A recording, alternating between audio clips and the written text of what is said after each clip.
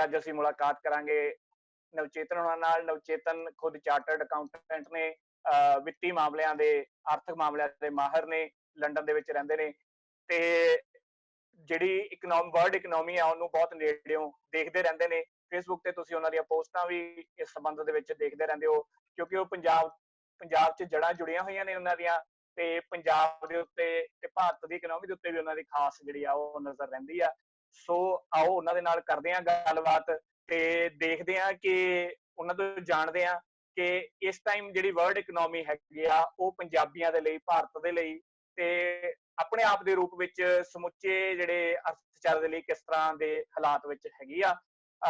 ਇਸ ਤੋਂ ਪਹਿਲਾਂ ਮੈਂ ਉਹਨਾਂ ਦੇ ਕੋਲ ਜਾਵਾਂ, ਕੁਝ ਜਿਹੜੀਆਂ ਸੂਚਨਾਵਾਂ, ਖਬਰਾਂ ਹੁਣੇ ਸਾਡੇ ਤੱਕ ਪਹੁੰਚੀਆਂ ਨੇ ਇਸ ਪ੍ਰੋਗਰਾਮ ਦੀ ਰਿਕਾਰਡਿੰਗ ਦੇ ਟਾਈਮ ਤੇ। ਇੱਕ ਤੇ ਪੰਜਾਬ ਦੇ ਵਿੱਚ ਕੈਪਟਨ ਅਮਰਿੰਦਰ ਸਿੰਘ ਨੇ ਐਲਾਨ ਕੀਤਾ ਹੈਗਾ ਕਿ 18 ਤਰੀਕ ਤੋਂ ਬਾਅਦ, 18 ਮਈ ਤੋਂ ਉਹ ਐਲਾਨ ਕਰਨਗੇ ਕਿ ਉਹ ਟਰਾਂਸਪੋਰਟ ਖੋਲ ਰਹੇ ਨੇ, ਹੋਰ ਜ਼ਿਆਦਾ ਸਹੂਲਤਾਂ ਦੇਣਗੇ ਤੇ ਉਹ ਕਰਫਿਊ ਜਿਹੜਾ ਹੈਗਾ ਉਹ ਖਤਮ ਕਰ ਰਹੇ ਨੇ, ਉਹਦੀ ਜਗ੍ਹਾ ਤੇ ਲੋਕਡਾਊਨ ਚੱਲੇਗਾ ਤੇ ਉਹ 31 ਮਈ ਤੱਕ ਕਹਿ ਰਹੇ ਨੇ ਕਿ ਲੋਕਡਾਊਨ ਚਲਾਣਗੇ। ਤੇ ਇਹ ਪੰਜਾਬ ਦੀ ਖਬਰ ਹੈ ਤੇ ਇਹਦੇ ਨਾਲ ਹੀ ਦੋ ਡਾਟੇ ਜਿਹੜੇ ਹੈ, ਮੈਂ ਜਿਹਦੇ ਬਾਰੇ ਅੱਗੋਂ ਅਸੀਂ ਜਿਹਨੂੰ ਆਧਾਰ ਬਣਾ ਕੇ ਅਸੀਂ ਅੱਗੇ ਨਵਚੇਤਨ ਹੋਣਾ ਨਾਲ ਗੱਲ ਕਰਨੀ ਆ, ਉਹ ਦੋ ਡਾਟਾ ਮੈਂ ਤੁਹਾਡੇ ਨਾਲ ਸ਼ੇਅਰ ਕਰਦੇ ਹਾਂ। ਕੈਨੇਡਾ ਦਾ ਜਿਹੜਾ ਡਾਟਾ ਹੈਗਾ ਲੇਟੈਸਟ, ਜਿਹੜੀ ਕੈਨੇਡਾ ਦੀ CERB ਸਕੀਮ ਦੇ ਤਹਿਤ ਜਿਨ੍ਹਾਂ ਦਾ ਰੋਜ਼ਗਾਰ ਕੋਵਿਡ ਦੇ ਜ਼ਰੀਏ ਕਰਕੇ ਗਿਆ ਹੈ, ਉਹਨਾਂ ਨੂੰ ਰੋਜ਼ਗਾਰ ਦੇ ਬਦਲੇ ਜਿਹੜਾ ਭੱਤਾ ਜਾਂ ਕੋਈ ਆਰਥਿਕ ਸਹਾਇਤਾ ਦੇ ਰਹੀ ਹੈ CERB ਸਕੀਮ ਦੇ ਅੰਡਰ ਕੈਨੇਡਾ ਗਵਰਨਮੈਂਟ। ਲੇਟੈਸਟ ਡਾਟੇ ਦੇ ਅਨੁਸਾਰ ਉਹਦੇ ਲਈ ਟੋਟਲ ਯੂਨੀਕ ਐਪਲੀਕੈਂਟਸ ਜਿਹੜੇ ਹੈਗੇ ਆ ਉਹ 7.98 ਮਿਲੀਅਨ, ਕਰੀਬ 8 ਮਿਲੀਅਨ ਜਿਹੜੇ ਐਪਲੀਕੈਂਟਸ ਹੈਗੇ ਆ ਉਹ ਹੋ ਚੁੱਕੇ ਆ ਤੇ 2.5 ਮਿਲੀਅਨ ਦੇ ਕਰੀਬ ਜਿਹੜੀਆਂ ਐਪਲੀਕੇਸ਼ਨਸ ਹੈਗੀਆਂ ਉਹ 11 ਮਈ ਤੋਂ ਅੱਜ ਤੱਕ ਇੰਨੇ 4-5 ਦਿਨਾਂ ਦੇ ਵਿਚਕਾਰ ਹੀ ਆਈਆਂ ਹੈਗੀਆਂ।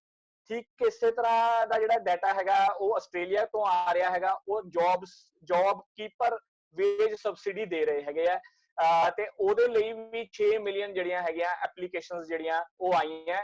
ਇਹ ਦੋਨੇ ਅੰਕੜੇ ਸਿੱਧੇ ਤੌਰ ਤੇ ਜਿਹੜੀ ਅਨਇੰਪਲੋਇਮੈਂਟ ਹੋ ਗਈ ਹੈ, ਬੇਰੁਜ਼ਗਾਰੀ ਹੋ ਗਈ ਹੈ ਆਸਟ੍ਰੇਲੀਆ ਦੇ ਵਿੱਚ ਤੇ ਕੈਨੇਡਾ ਦੇ ਵਿੱਚ, ਉਹਨਾਂ ਬਾਰੇ ਦੱਸਦੇ ਨੇ। ਤੇ ਆਪਾਂ ਸਿੱਧੇ ਚੱਲਦੇ ਹਾਂ ਨਵਚੇਤਨ ਹੋਣਾ ਕੋਲ। ਸਤਿ ਸ਼੍ਰੀ ਅਕਾਲ ਨਵਚੇਤਨ ਜੀ, ਆਇਆਂ ਨੂੰ। ਸਤਿ ਸ਼੍ਰੀ ਅਕਾਲ ਜਗਦੀਪ, ਗੱਲਬਾਤ ਲਈ ਮੌਕਾ ਦੇਣ ਲਈ ਬਹੁਤ ਬਹੁਤ ਸ਼ੁਕਰੀਆ। ਸਾਰੇ ਦਰਸ਼ਕਾਂ ਨੂੰ ਸਤਿ ਸ਼੍ਰੀ ਅਕਾਲ। ਸੋ ਨਵਚੇਤਨ, ਮੈਂ ਆ ਦੋ ਅੰਕੜੇ ਸ਼ੇਅਰ ਕੀਤੇ ਨੇ, ਮਤਲਬ ਮਿਲੀਅਨਸ ਦੇ ਵਿੱਚ ਬੇਰੁਜ਼ਗਾਰੀ ਹੋ ਰਹੀ ਹੈ ਤੇ ਕੈਨੇਡਾ ਦੀ ਜਿਹੜੀ ਪ੍ਰੈਡਿਕਸ਼ਨ ਹੈਗੀ 10% ਤੇ ਬੇਰੁਜ਼ਗਾਰੀ ਜਾਣ ਦੀ ਸੰਭਾਵਨਾ ਹੈਗੀ ਹੈ, ਜਿਹੜੀ 8% ਦੇ ਨੇੜੇ ਕਦੇ ਗਈ ਆ ਪੀਕ ਤੇ ਉਸ ਤੋਂ ਉੱਪਰ ਨਹੀਂ ਗਈ ਹੈਗੀ। ਤੇ ਆਸਟ੍ਰੇਲੀਆ 'ਚ ਵੀ ਕੁਝ ਇਸ ਤਰ੍ਹਾਂ ਦੇ ਹਾਲਾਤ ਨਜ਼ਰ ਆ ਰਹੇ ਨੇ। ਤੁਸੀਂ ਲੰਡਨ 'ਚ ਬੈਠੇ ਹੋ, ਉੱਥੇ ਦੇ ਹਾਲਾਤ ਤੁਹਾਨੂੰ ਜ਼ਿਆਦਾ ਪਤਾ ਹੋਣਗੇ। ਸੋ ਕੀ ਇਹਨਾਂ ਸ਼ੁਰੂਆਤੀ ਅੰਕੜਿਆਂ ਬਾਰੇ ਤੁਸੀਂ ਕੀ ਕਹਿੰਦੇ ਹੋ?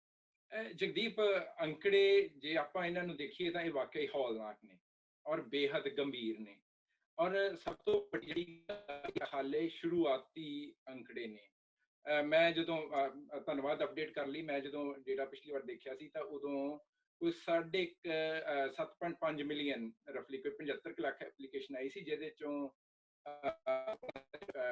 ਕੈਨੇਡਾ ਦਾ ਫੈਡਰਲ ਮਿਨਿਸਟਰ ਉਹਨਾਂ ਦੀ ਵੈਬਸਾਈਟ ਮੁਤਾਬਕ ਕਿ ਅਸੀਂ ਕੋਈ 54-55 ਲੱਖ ਐਪਲੀਕੇਸ਼ਨ ਪ੍ਰੋਸੈਸ ਕਿ ਸਰਕਾਰਾਂ ਦੇ ਜੋ ਵਿੱਤ ਮੁਜਬ ਹੈ ਆ ਉਹ ਕਰ ਰਹੀਆਂ ਨੇ। ਈਵਨ ਸਰਕਾਰਾਂ ਇਸ ਕਾਸਟ ਤੇ ਵੀ ਕਿ ਉਹਨਾਂ ਦੀ ਜੇ ਜਿਹੜਾ ਉਹਨਾਂ ਦਾ ਫਿਸਕਲ ਜਾਂ ਬਜਟਰੀ ਡਿਸਿਪਲਿਨ ਆ ਉਹਦੇ ਤੋਂ ਜੇ ਬਾਹਰ ਜਾ ਕੇ ਵੀ, ਕਿਉਂਕਿ ਇਹ ਵੇਲੇ ਇਹ ਜਿਹੇ ਨੇ ਕਿ desperate measures are needed like in desperate times, ਤੇ ਉਹ ਸਰਕਾਰਾਂ ਤਾਂ ਕਰ ਰਹੀਆਂ। ਦਿੱਕਤ ਇਹ ਆ ਕਿ ਜੇ ਸਾਰਾ ਕੁਝ ਲੰਮੇ ਸਮੇਂ ਤੱਕ ਚੱਲਦਾ, ਇਸ ਤਿਮਾਹੀ ਤੋਂ ਗਾਂਹ ਟੱਪਦਾ ਤੇ ਸਾਰਾ ਕੁਝ ਲੋਕਡਾਊਨ ਜਾਂ ਤੁਹਾਡੇ ਕੋਲ ਵੈਕਸੀਨ ਨਹੀਂ ਹੈ ਜਾਂ ਜੇ ਹਾਲਾਤਾਂ 'ਚ ਬਹੁਤ ਜ਼ਿਆਦਾ ਤਬਦੀਲੀ ਨਹੀਂ ਆਉਂਦੀ, ਤਾਂ ਫਿਰ ਸਰਕਾਰਾਂ ਲਈ ਵੀ ਜਿਹੜਾ ਵਾ ਉਹ ਇਹਨੂੰ ਸਸਟੇਨ ਕਰਨਾ ਲੰਮੇ ਸਮੇਂ ਲਈ ਬਹੁਤ ਆਸਾਨ ਨਹੀਂ ਰਹੇਗਾ। ਔਰ ਇਹਦੇ 'ਚ ਖਾਸ ਕਰ ਜਿੱਥੇ ਪੰਜਾਬੀਆਂ ਲਈ ਜਿਹੜੀ ਗੱਲ ਆ ਕਿ ਕਿਉਂਕਿ ਮੈਂ ਪਿੱਛੇ ਜਿਹੀ ਖਬਰਾਂ 'ਚ ਦੇਖਿਆ ਕਿ ਖਾਸ ਕਰ ਇੱਕ ਵੱਡਾ ਕੰਸਰਨ ਸੀ ਕਿ ਹਰ ਮੁਲਕ ਆਪਣੇ ਸਿਟੀਜ਼ਨਸ ਨੂੰ ਤਾਂ ਚੱਲ ਲੇਗਾ, ਪਰ ਜਿਹੜੇ ਫਲੋਟਿੰਗ ਸਿਟੀਜ਼ਨਸ ਮੈਂ ਕਹਾਂਗਾ, ਜਿਹੜੇ ਵਿਦਿਆਰਥੀ ਨੇ ਕਿ ਉਹ ਉੱਥੋਂ ਦੀ ਇਕੋਨਮੀ 'ਚ ਤਾਂ ਹਿੱਸਾ ਪਾ ਰਹੇ ਨੇ, ਪਰ ਅਨਫੋਰਚੂਨੇਟਲੀ ਉਹ ਉਸ ਪੜਾਅ ਤੇ ਨੇ ਕਿ ਜਿੱਥੇ ਉਸ ਮੁਲਕ ਦੇ ਬਸ਼ਿੰਦੇ ਜਾਂ ਉਸ ਮੁਲਕ ਦੇ ਸਿਟੀਜ਼ਨ ਨਹੀਂ ਆ, ਉਹਨਾਂ ਦਾ ਕੀ ਹੋਏਗਾ। ਹਾਲਾਂਕਿ ਕੈਨੇਡਾ ਵਾਲਿਆਂ ਨੇ ਹਾਲੇ ਤੱਕ ਤਾਂ ਕੋਈ ਇਸ 'ਚ ਫਰਕ ਨਹੀਂ ਕੀਤਾ। ਠੀਕ ਹੈ, ਮੈਂ ਤਾਂ ਇੱਕ ਪਰਸਪੈਕਟਿਵ ਦੇ ਦੇਵਾਂ ਕਿ UK 'ਚ ਜੇ ਤੁਸੀਂ ਵਿਦਿਆਰਥੀ ਜੇ ਤਾਂ ਸਰਕਾਰ ਨੇ ਕੋਈ ਇਮਦਾਦ ਨਹੀਂ ਦਿੱਤੀ।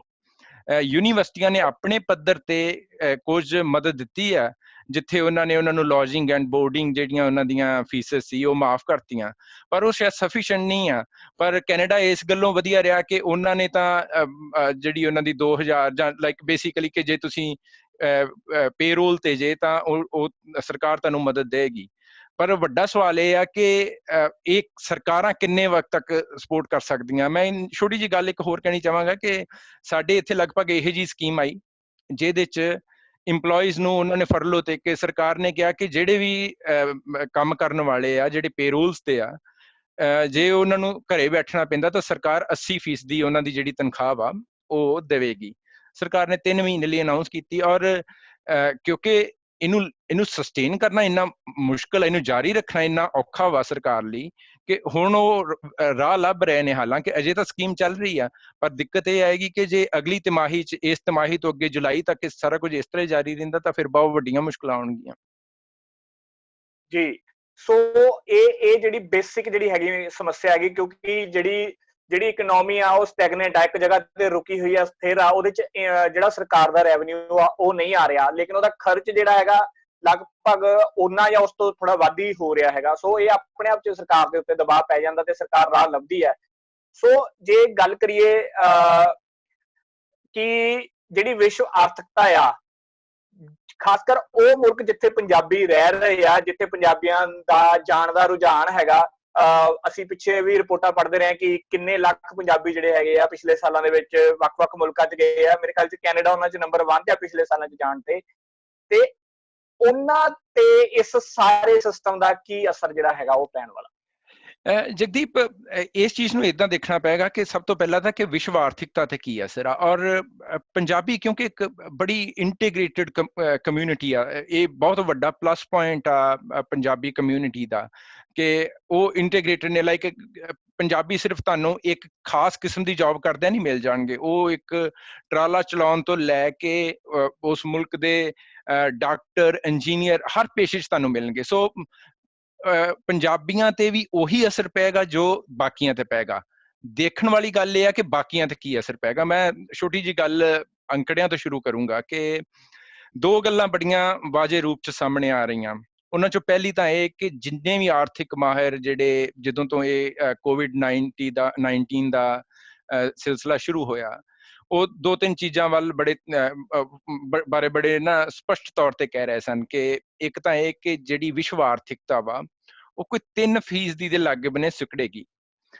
ਮੈਂ ਮਾੜਾ ਜਿਹਾ ਇਸ ਚੀਜ਼ ਨੂੰ ਪ੍ਰਸੰਗ ਦਿੰਦਾ ਚੱਲਾਂ ਕਿ ਸਾਡੇ ਕੋਲ ਜਦੋਂ 2007-8 ਵਾਲਾ ਜਿਹੜਾ ਫਾਈਨੈਂਸ਼ੀਅਲ ਮੈਲਟਡਾਊਨ ਹੋਇਆ ਔਰ ਉਦੋਂ ਇੱਕ ਵਿਸ਼ਵ ਆਰਥਿਕਤਾ ਰਿਸੈਸ਼ਨ 'ਚ ਗਈ, ਉਸ ਤੋਂ ਪਹਿਲਾਂ ਸਾਡੇ ਕੋਲ ਜਿਹੜਾ ਪਿਛਲਾ ਰੈਫਰੈਂਸ ਪੁਆਇੰਟ ਸੀ 1930 ਦਾ ਡਿਪਰੈਸ਼ਨ ਸੀ। ਠੀਕ ਹੈ, ਹੁਣ ਸਾਡੇ ਕੋਲ ਇੱਕ ਰੈਫਰੈਂਸ ਪੁਆਇੰਟ ਹੈਗਾ, ਅਸੀਂ ਇਹਨੂੰ ਮਾਪ ਸਕਦੇ ਹਾਂ ਉਸ ਰੈਫਰੈਂਸ ਪੁਆਇੰਟ ਨਾਲ ਜਿਹੜਾ ਕਿ ਇੱਕ ਦਹਾਕਾ ਪਹਿਲਾਂ ਹੀ ਵਾਪਰਿਆ।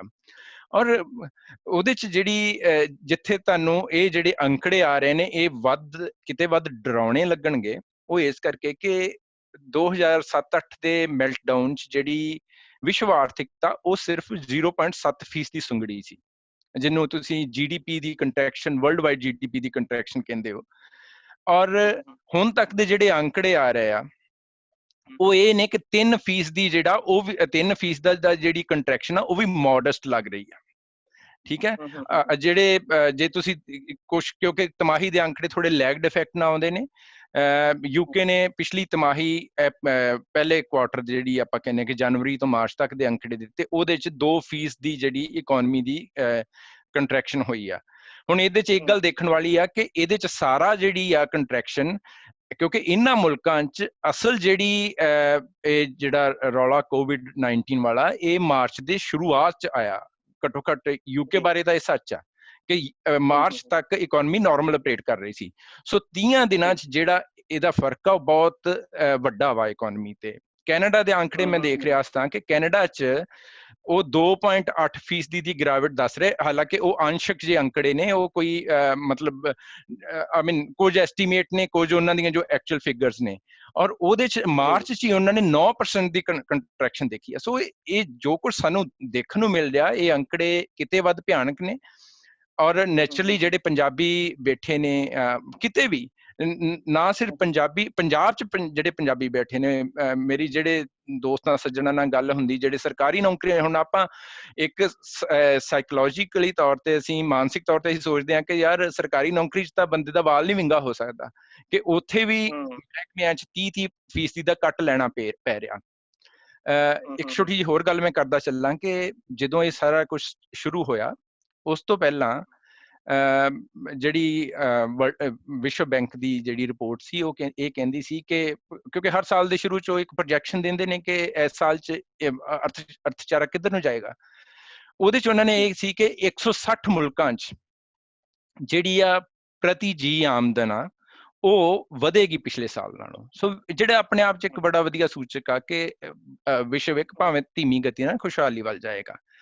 ਔਰ 3 ਮਹੀਨੇ ਬਾਅਦ ਜਦੋਂ ਰਿਵਿਊ ਰਿਪੋਰਟ ਦੇ ਰਹੇ ਨੇ, ਹੁਣ ਉਹ ਕਹਿ ਰਹੇ ਨੇ ਕਿ 170 ਮੁਲਕਾਂ 'ਚ ਜਿਹੜੀ ਕਿ ਕੁੱਲ ਦੁਨੀਆ ਦੀ ਆਬਾਦੀ ਦੇ 87% ਬਣਦਾ, ਇਹਦੇ ਵਿੱਚ ਜਿਹੜਾ ਵਾ ਉਹ ਲੋਕਾਂ ਦੀ ਪ੍ਰਤੀ ਜੀ ਆਮਦਨ ਪਿਛਲੇ ਸਾਲ ਨਾਲ ਘੱਟ ਹੋਏਗੀ। ਇਹ ਅੰਕੜਾ ਆਪਣੇ ਆਪ 'ਚ ਆਪਣੀ ਕਹਾਣੀ ਬਿਆਨ ਕਰਦਾ ਕਿ ਜੋ ਅਸੀਂ ਪਿਛਲੇ ਸਾਲ ਜੋ ਕਮਾ ਰਹੇ ਸਾਂ ਅਸੀਂ ਉਹਦੇ ਤੋਂ ਵਰਸਟ ਆਫ ਹੋਵਾਂਗੇ, ਅਸੀਂ ਉਹ ਤੋਂ ਘੱਟ ਕਮਾਵਾਂਗੇ।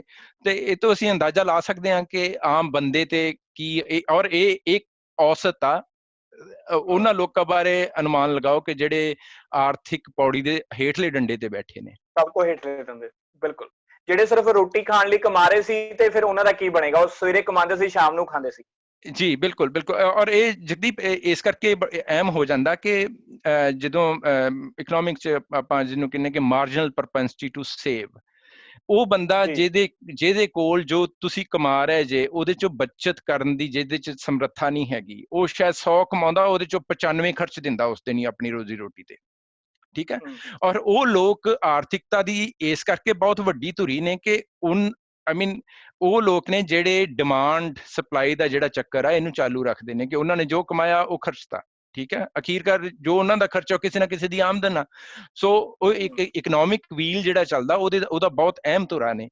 ਔਰ ਇਹ ਹਰ ਥਾਂ ਹੀ ਆ। ਆਪਾਂ ਸ਼ਾਇਦ ਪੰਜਾਬ 'ਚ ਬੈਠਾ ਸੋਚ ਲੈਂਦੇ ਆ ਕਿ ਵਿਕਸਿਤ ਦੇਸ਼ਾਂ 'ਚ ਗਰੀਬੀ ਨਹੀਂ। ਤੁਸੀਂ ਔਰ ਮੈਂ ਯੂਕੇ ਮੈਂ ਬੜੇ ਜਿਹੜੀ ਇਹ ਪ੍ਰਤੱਖ ਤੌਰ ਤੇ ਦੇਖ ਰਿਹਾ ਵਾਂ, ਘਰਾਂ 'ਚ ਜਿਹੜੀਆਂ ਸਹਾਇਕ ਵਜੋਂ, ਸਫਾਈ ਸਹਾਇਕ ਵਜੋਂ ਕੰਮ ਕਰਨ ਆਉਂਦੀਆਂ ਲੜਕੀਆਂ, ਕੋਈ ਮੈਨੂੰ ਦੋਸਤ ਗੱਲ ਦੱਸ ਰਿਹਾ ਸੀ ਕਿ ਉਹਨੇ ਕਿਸੇ ਨੂੰ ਕਿਹਾ ਕਿ ਕਿਉਂਕਿ ਸਾਰੇ ਹੁਣ ਘਰੇ ਹੀ ਹੁੰਦੇ, ਉਹਨੂੰ ਲੋੜ ਨਹੀਂ ਆ, ਤਾਂ ਉਹ ਲੜਕੀ ਉਹਦੀਆਂ ਅੱਖਾਂ 'ਚ ਅੱਥਰੂ ਸਨ, ਉਹ ਕਹਿੰਦੀ ਕਿ ਮੇਰੀ ਰੋਜ਼ੀ ਰੋਟੀ ਤਾਂ ਏਦਾਂ ਹੀ ਚੱਲਦੀ ਆ। ਸੋ ਇੱਥੇ ਵੀ ਜਿਹੜਾ ਗਰੀਬ ਆ ਉਹ ਨਿਸ਼ਚੈ ਕੁਛ ਤਬਕਾ ਜਿਹਦੇ ਕੋਲ ਆਪਣੀ ਸੇਵਿੰਗ ਆ ਉਹਦੇ ਗੁਜ਼ਾਰਾ ਕਰ ਲੇਗਾ, ਪਰ ਉਹ ਲੋਕ ਜਿਹੜੇ ਬਿਲਕੁਲ ਆਰਥਿਕ ਪੌੜੀ ਦੇ ਹੇਠਲੇ ਡੰਡੇ ਤੇ ਬੈਠੇ ਨੇ, ਉਹਨਾਂ ਦਾ ਨਿਸ਼ਚੈ ਉਹਨਾਂ ਲਈ ਜਿਹੜਾ ਇਹ ਵਕਤ ਬਹੁਤ ਬੁਰਾ ਵਾ। ਜੀ, ਤੇ ਜਿਸ ਤਰ੍ਹਾਂ ਕਿ ਤੁਸੀਂ ਗੱਲ ਕੀਤੀ ਕਿ ਜਦੋਂ ਸੇਵਿੰਗਸ ਡਾਊਨ ਜਾਂਦੀਆਂ ਨੇ ਤੇ ਉਹ 'ਚ ਦੇਖੋ ਸਭ ਤੋਂ ਪਹਿਲਾਂ ਤੇ ਹੁੰਦਾ ਕਿ ਕੈਪੀਟਲ ਫਾਰਮੇਸ਼ਨ ਜਿਹੜੀ ਹੈਗੀ ਆ, ਪੂੰਜੀ ਦਾ ਜਿਹੜੀ ਪੈਦਾਵਾਰ ਆ ਉਹ ਘਟ ਜਾਂਦੀ ਆ। ਜਦ ਕਿ GDP ਨੂੰ ਅਸੀਂ ਉੱਪਰ ਲਿਆਉਣ ਲਈ ਅਸੀਂ ਇਹ ਕਹਿੰਦੇ ਆ ਕਿ ਵੀ ਜਿੰਨੀ ਵੱਧ ਇਨਵੈਸਟਮੈਂਟ ਹੋਏਗੀ GDP ਉਨਾ ਉੱਤੇ ਜਾਏਗਾ। ਤੁਸੀਂ ਆਪਣੇ ਪਰ ਕੈਪੀਟਾ ਇਨਕਮ ਦੀ ਗੱਲ ਕੀਤੀ ਆ ਬੰਦੇ ਦੀ ਵਰਲਡ ਬੈਂਕ ਦੇ ਹਵਾਲੇ ਨਾਲ, ਤੇ ਹੁਣ ਜੋ GDP ਦੇ ਡਾਟੇ ਆ ਰਹੇ ਨੇ, ਜਿਹੜੀਆਂ ਪ੍ਰੋਜੈਕਸ਼ਨਸ ਆ ਰਹੀਆਂ ਨੇ ਕਿ ਕੀ ਹੋ ਸਕਦੀ ਹੈ GDP ਇੰਡੀਆ ਦੀ, ਤਾਂ ਉਹ 0.8 ਦੇ ਨੇੜੇ ਤੇੜੇ ਦੱਸ ਰਹੇ ਨੇ, ਜਿਹੜੀ ਕਿ ਪਹਿਲਾਂ 6-7 ਦੇ ਨੇੜੇ ਤੇੜੇ ਪ੍ਰੈਡਿਕਟ ਕੀਤੀ ਗਈ ਸੀ ਇਸ ਪੀਰੀਅਡ ਦੇ ਲਈ। ਸੋ ਇਹ ਇੰਡੀਆ ਦੇ ਲਈ ਬੜਾ ਮੁਸ਼ਕਲ ਸਮਾਂ ਸ਼ਾਇਦ ਮੈਨੂੰ ਲੱਗ ਰਿਹਾ। ਹਾਂ ਜਗਦੀਪ, ਇਹਦੇ 'ਚ ਕੋਈ ਦੋ ਰਾਵਾਂ ਨਹੀਂ ਆ। ਦੇਖੋ ਭਾਰਤ ਦੀ ਇਕੋਨਮੀ ਵੈਸੇ ਹੀ ਇੰਨਾ ਵਧੀਆ ਨਹੀਂ ਸੀ ਕਰ ਰਹੀ, ਇਹਦੇ 'ਚ ਆਪਣੀਆਂ ਜਿਹੜੀਆਂ ਫਾਲਟ ਲਾਈਨਸ ਆ ਉਹ ਉਜਾਗਰ ਹੋ ਰਹੀਆਂ। ਅਸੀਂ ਜੋ ਮਰਜ਼ੀ ਕਹੀ ਜਾਈਏ, ਅਖੀਰਕਾਰ ਸਰਕਾਰਾਂ ਲਾਈਕ ਕਈ ਆਰਥਿਕ ਮਾਹਿਰ ਇਹਨੂੰ 7 ਖੂਨ ਮਾਫ ਵੀ ਕਹਿੰਦੇ ਨੇ। ਚੀਨ 'ਚ ਇੱਕ ਮੋਟਾ ਜਿਹਾ ਅੰਕੜਾ ਕਿ ਚੀਨ ਦੀ, ਹਾਲਾਂਕਿ ਇਹ ਵੈਰੀਫਾਈ ਨਹੀਂ, ਚੀਨ ਬਾਰੇ ਬਹੁਤਾ ਕੁਝ ਵੈਰੀਫਾਈ ਨਹੀਂ ਕੀਤਾ ਜਾ ਸਕਦਾ, ਉਹ ਕਹਿੰਦੇ ਨੇ ਕਿ ਉਹਨਾਂ ਦੀ ਸਰਕਾਰ ਦਾ ਹੈਗਾ ਕਿ ਤੁਸੀਂ ਜਿਹੜਾ ਸੋਸ਼ਲ ਕੰਟੈਂਟ ਆ ਉੱਥੇ ਉਹਨੂੰ ਜੇ ਕਾਬੂ 'ਚ ਰੱਖਣਾ ਵਾ ਕਿ ਲੋਕ ਸੜਕਾਂ ਤੇ ਨਾ ਉਤਰਨ, ਕਿਉਂਕਿ ਉਹ ਡੈਮੋਕ੍ਰੇਸੀ ਨਹੀਂ ਹੈਗੀ ਭਾਰਤ ਵਾਂਗ। ਅਸੀਂ ਭਾਵੇਂ ਸਾਡੇ 'ਚ ਲੱਖ ਐਬ ਹੋਣਗੇ ਭਾਰਤ 'ਚ, ਪਰ ਭਾਰਤ ਫਿਰ ਵੀ ਇੱਕ ਫੰਕਸ਼ਨਲ ਡੈਮੋਕ੍ਰੇਸੀ ਆ। ਅਸੀਂ ਆਪਣੀ ਗੱਲ ਕਹਿ ਸਕਦੇ ਹਾਂ। ਚੀਨ 'ਚ ਉਹਨਾਂ ਦਾ ਇਹ ਆ ਕਿ ਜੇ ਇਹਨੂੰ ਕਾਬੂ 'ਚ ਰੱਖਣਾ ਤਾਂ ਤੁਹਾਨੂੰ ਇੱਕ 6-7% ਤੇ ਗਰੋ ਕਰਨਾ ਹੀ ਪੈਣਾ, ਤਾਂ ਕਿ ਆਰਥਿਕ ਖੁਸ਼ਹਾਲੀ ਬਹੁਤ ਸਾਰੇ ਮਸਲੇ ਜਿਹੜੇ ਆ ਉਹਨੂੰ ਇੱਕ ਕਿਸਮ ਨਾਲ ਕਵਰ ਅਪ ਕਰ ਲੈਂਦੀ ਆ। ਹੁਣ ਦਿੱਕਤ ਭਾਰਤ ਦੀ ਇਹ ਆ ਕਿ ਅਸੀਂ ਕੋਈ ਵੱਡਾ ਰਿਫਾਰਮ ਜਿਹੜਾ ਵਾ ਉਹ ਨਹੀਂ ਦੇਖਿਆ ਪਿਛਲੇ 2 ਦਹਾਕਿਆਂ 'ਚ। ਜਿਹੜੇ ਆਖਰੀ ਰਿਫਾਰਮ ਜਿੱਦਾਂ ਆਪਣਾ ਟੈਕਸੇਸ਼ਨ ਸਿਸਟਮ ਦੇ ਰਿਫਾਰਮ ਆਏ, GST ਦਾ ਆਇਆ, ਇਹ ਅੱਧ ਵਰਿੱਤੇ ਰਿਫਾਰਮਸ ਨੇ। ਉਹ ਜਿਸ ਕਿਸਮ ਦੇ ਰਿਫਾਰਮ ਸਰਦਾਰ ਮਨਮੋਹਨ ਸਿੰਘ ਹੋਣੀ ਲੈ ਕੇ ਆਏ, ਉਹ ਰਿਫਾਰਮ, ਔਰ ਚੀਨ ਦਾ ਸਾਰਾ ਆਰਥਿਕ ਮਾਡਲ ਤਾਂ ਟਿਕਿਆ ਹੀ ਇਸ ਗੱਲ ਤੇ ਪਿਆ ਕਿ ਇੱਕ ਕੰਟੀਨਿਊਅਸ ਡੋਜ਼ ਆਫ ਰਿਫਾਰਮਸ, ਉਹ ਜਿੱਧਰ ਲਗਾਤਾਰਤਾ ਜਿਹੜੀ ਰਿਫਾਰਮਸ ਦੀ ਆ ਜੇ ਨਹੀਂ ਹੈਗੀ, ਔਰ ਭਾਰਤ ਕੋਲ ਇਹ ਨਹੀਂ ਹੈਗਾ, ਔਰ ਫਾਲਟ ਲਾਈਨਸ ਜਿਹੜੀਆਂ ਉਹ ਸਾਹਮਣੇ ਆ ਰਹੀਆਂ। ਸਾਲ ਦੇ ਸ਼ੁਰੂਆਤ 'ਚ ਜਿਹੜਾ ਅੰਕੜਾ ਸੀ ਕਿ ਅਸੀਂ 5% ਦੇ ਲਾਗੇ ਬੰਨੇ ਗਰੋ ਕਰਾਂਗੇ। ਹੁਣ ਕੁਝ ਅੰਕੜੇ ਆਏ ਨੇ ਕਿ ਅਸੀਂ ਸ਼ਾਇਦ 3% ਦੀ ਗਿਰਾਵਟ ਆਏਗੀ, ਅਸੀਂ 1.5% ਦੇ ਲਾਗੇ ਬੰਨੇ।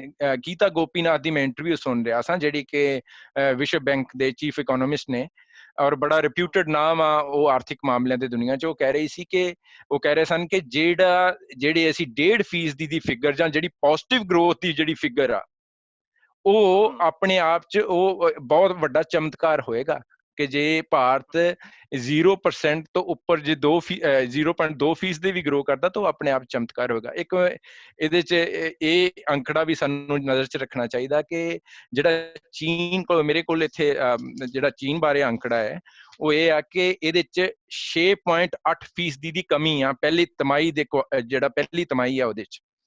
ਹੁਣ 6.8% ਦੀ ਜਿਹੜੀ ਕਮੀ ਹੈ, ਉਹ 28 ਸਾਲ 'ਚ ਚੀਨ ਪਹਿਲੀ ਵਾਰ ਦੇਖ ਰਿਹਾ। ਔਰ ਚੀਨ ਦੁਨੀਆ ਦੀ ਫੈਕਟਰੀ ਆ, 16-17% ਉਹਦੀ ਜਿਹੜੀ ਵਰਲਡ ਦੁਨੀਆ ਦੀ ਜਿਹੜੀ ਮੈਨੂਫੈਕਚਰਿੰਗ ਉਹਦੇ 'ਚ ਹਿੱਸਾ। ਸੋ ਜੇ ਉੱਥੇ ਇਹ ਸਭ ਕੁਝ ਹੋ ਰਿਹਾ, ਔਰ ਚੀਨ ਆਪਣੇ ਆਪ 'ਚ ਉਹਨਾਂ ਦੀ ਇੱਕ ਡਿਮਾਂਡ, ਉੱਥੇ ਐਮਰਜਿੰਗ ਮਿਡਲ ਕਲਾਸ ਆ ਕਿ ਜਿਹਦੀ ਡਿਮਾਂਡ ਬਹੁਤ ਵੱਡੀ ਹੈ, ਜੇ ਉੱਥੇ ਸਾਰਾ ਕੁਝ ਹੋ ਰਿਹਾ ਤਾਂ ਦੁਨੀਆ ਛੂਤੀ ਨਹੀਂ ਰਹੇਗੀ। ਔਰ ਭਾਰਤ ਲਈ ਨਿਸ਼ਚੈ ਹੀ ਬਹੁਤ ਮਾੜਾ ਸਮਾਂ ਜਿਹੜਾ ਆਉਣ ਵਾਲਾ ਆਰਥਿਕ ਮੁਹਾਜ਼ ਤੇ। ਜੀ ਨਵਚੇਤਨ, ਮਤਲਬ ਥੋੜੀ ਜਿਹੀ ਡਰਾਉਣ ਵਾਲੀ ਗੱਲ ਹੈਗੀ ਆ, ਪਰ ਕੱਲ ਇੱਕ ਜਿਹੜਾ ਨਵਾਂ ਆਇਆ ਡਿਵੈਲਪਮੈਂਟ ਹੈਗਾ, ਉਹ ਇਹ ਹੈਗਾ ਕਿ ਵਰਲਡ ਬੈਂਕ ਨੇ $1 ਬਿਲੀਅਨ ਜਿਹੜੇ ਹੈਗੇ ਆ ਉਹ ਕੱਲ ਅਨਾਉਂਸ ਕੀਤੇ ਹੈਗੇ ਆ ਭਾਰਤ ਦੇ ਜਿਹੜਾ ਗਰੀਬ ਦੀ ਮਦਦ ਦੇ ਲਈ। ਜਿਹੜੀਆਂ ਸਕੀਮਾਂ ਆਲਰੇਡੀ ਚੱਲ ਰਹੀਆਂ ਨੇ ਉਹਦੇ ਵਿੱਚ ਉਹ ਪ੍ਰੋਜੈਕਟ ਕਰਨ ਲਈ $1 ਬਿਲੀਅਨ ਮਾਰਚ ਦੇ ਵਿੱਚ ਉਹ ਪਹਿਲਾਂ ਦੇ ਚੁੱਕਿਆ ਹੈਲਥ ਸਿਸਟਮ ਦੇ ਲਈ। ਇਹਦਾ ਕੀ ਅਸਰ ਤੁਹਾਨੂੰ ਲੱਗਦਾ ਕਿ ਹੋਏਗਾ, ਜਿਹੜਾ ਇਸ ਦੇ ਖਤਰੇ ਜਿਹੜੇ ਆਪਾਂ ਨੂੰ ਨਜ਼ਰ ਆ ਰਹੇ ਆ ਉਹਨੂੰ ਘਟਣ 'ਚ ਕਿੰਨਾ ਸ਼ੌਕ ਅਬਜ਼ਰਵਰ ਦਾ ਕੰਮ ਜਿਹੜਾ ਇਹ ਕਰਨਗੇ ਇਹ $2 ਮਿਲੀਅਨ? ਦੇਖੋ, ਗੱਲ ਇਹ ਹੈ ਕਿ ਜਗਦੀਪ, ਇਹ ਅਖੀਰਕਾਰ ਜਿੰਨਾ ਵੀ ਜਿਹੜਾ ਵੀ ਮੁਆਵਜ਼ਾ ਵਾ, ਇਹ ਨੁਕਸਾਨ ਦੀ ਭਰਪਾਈ ਆ, ਠੀਕ ਹੈ।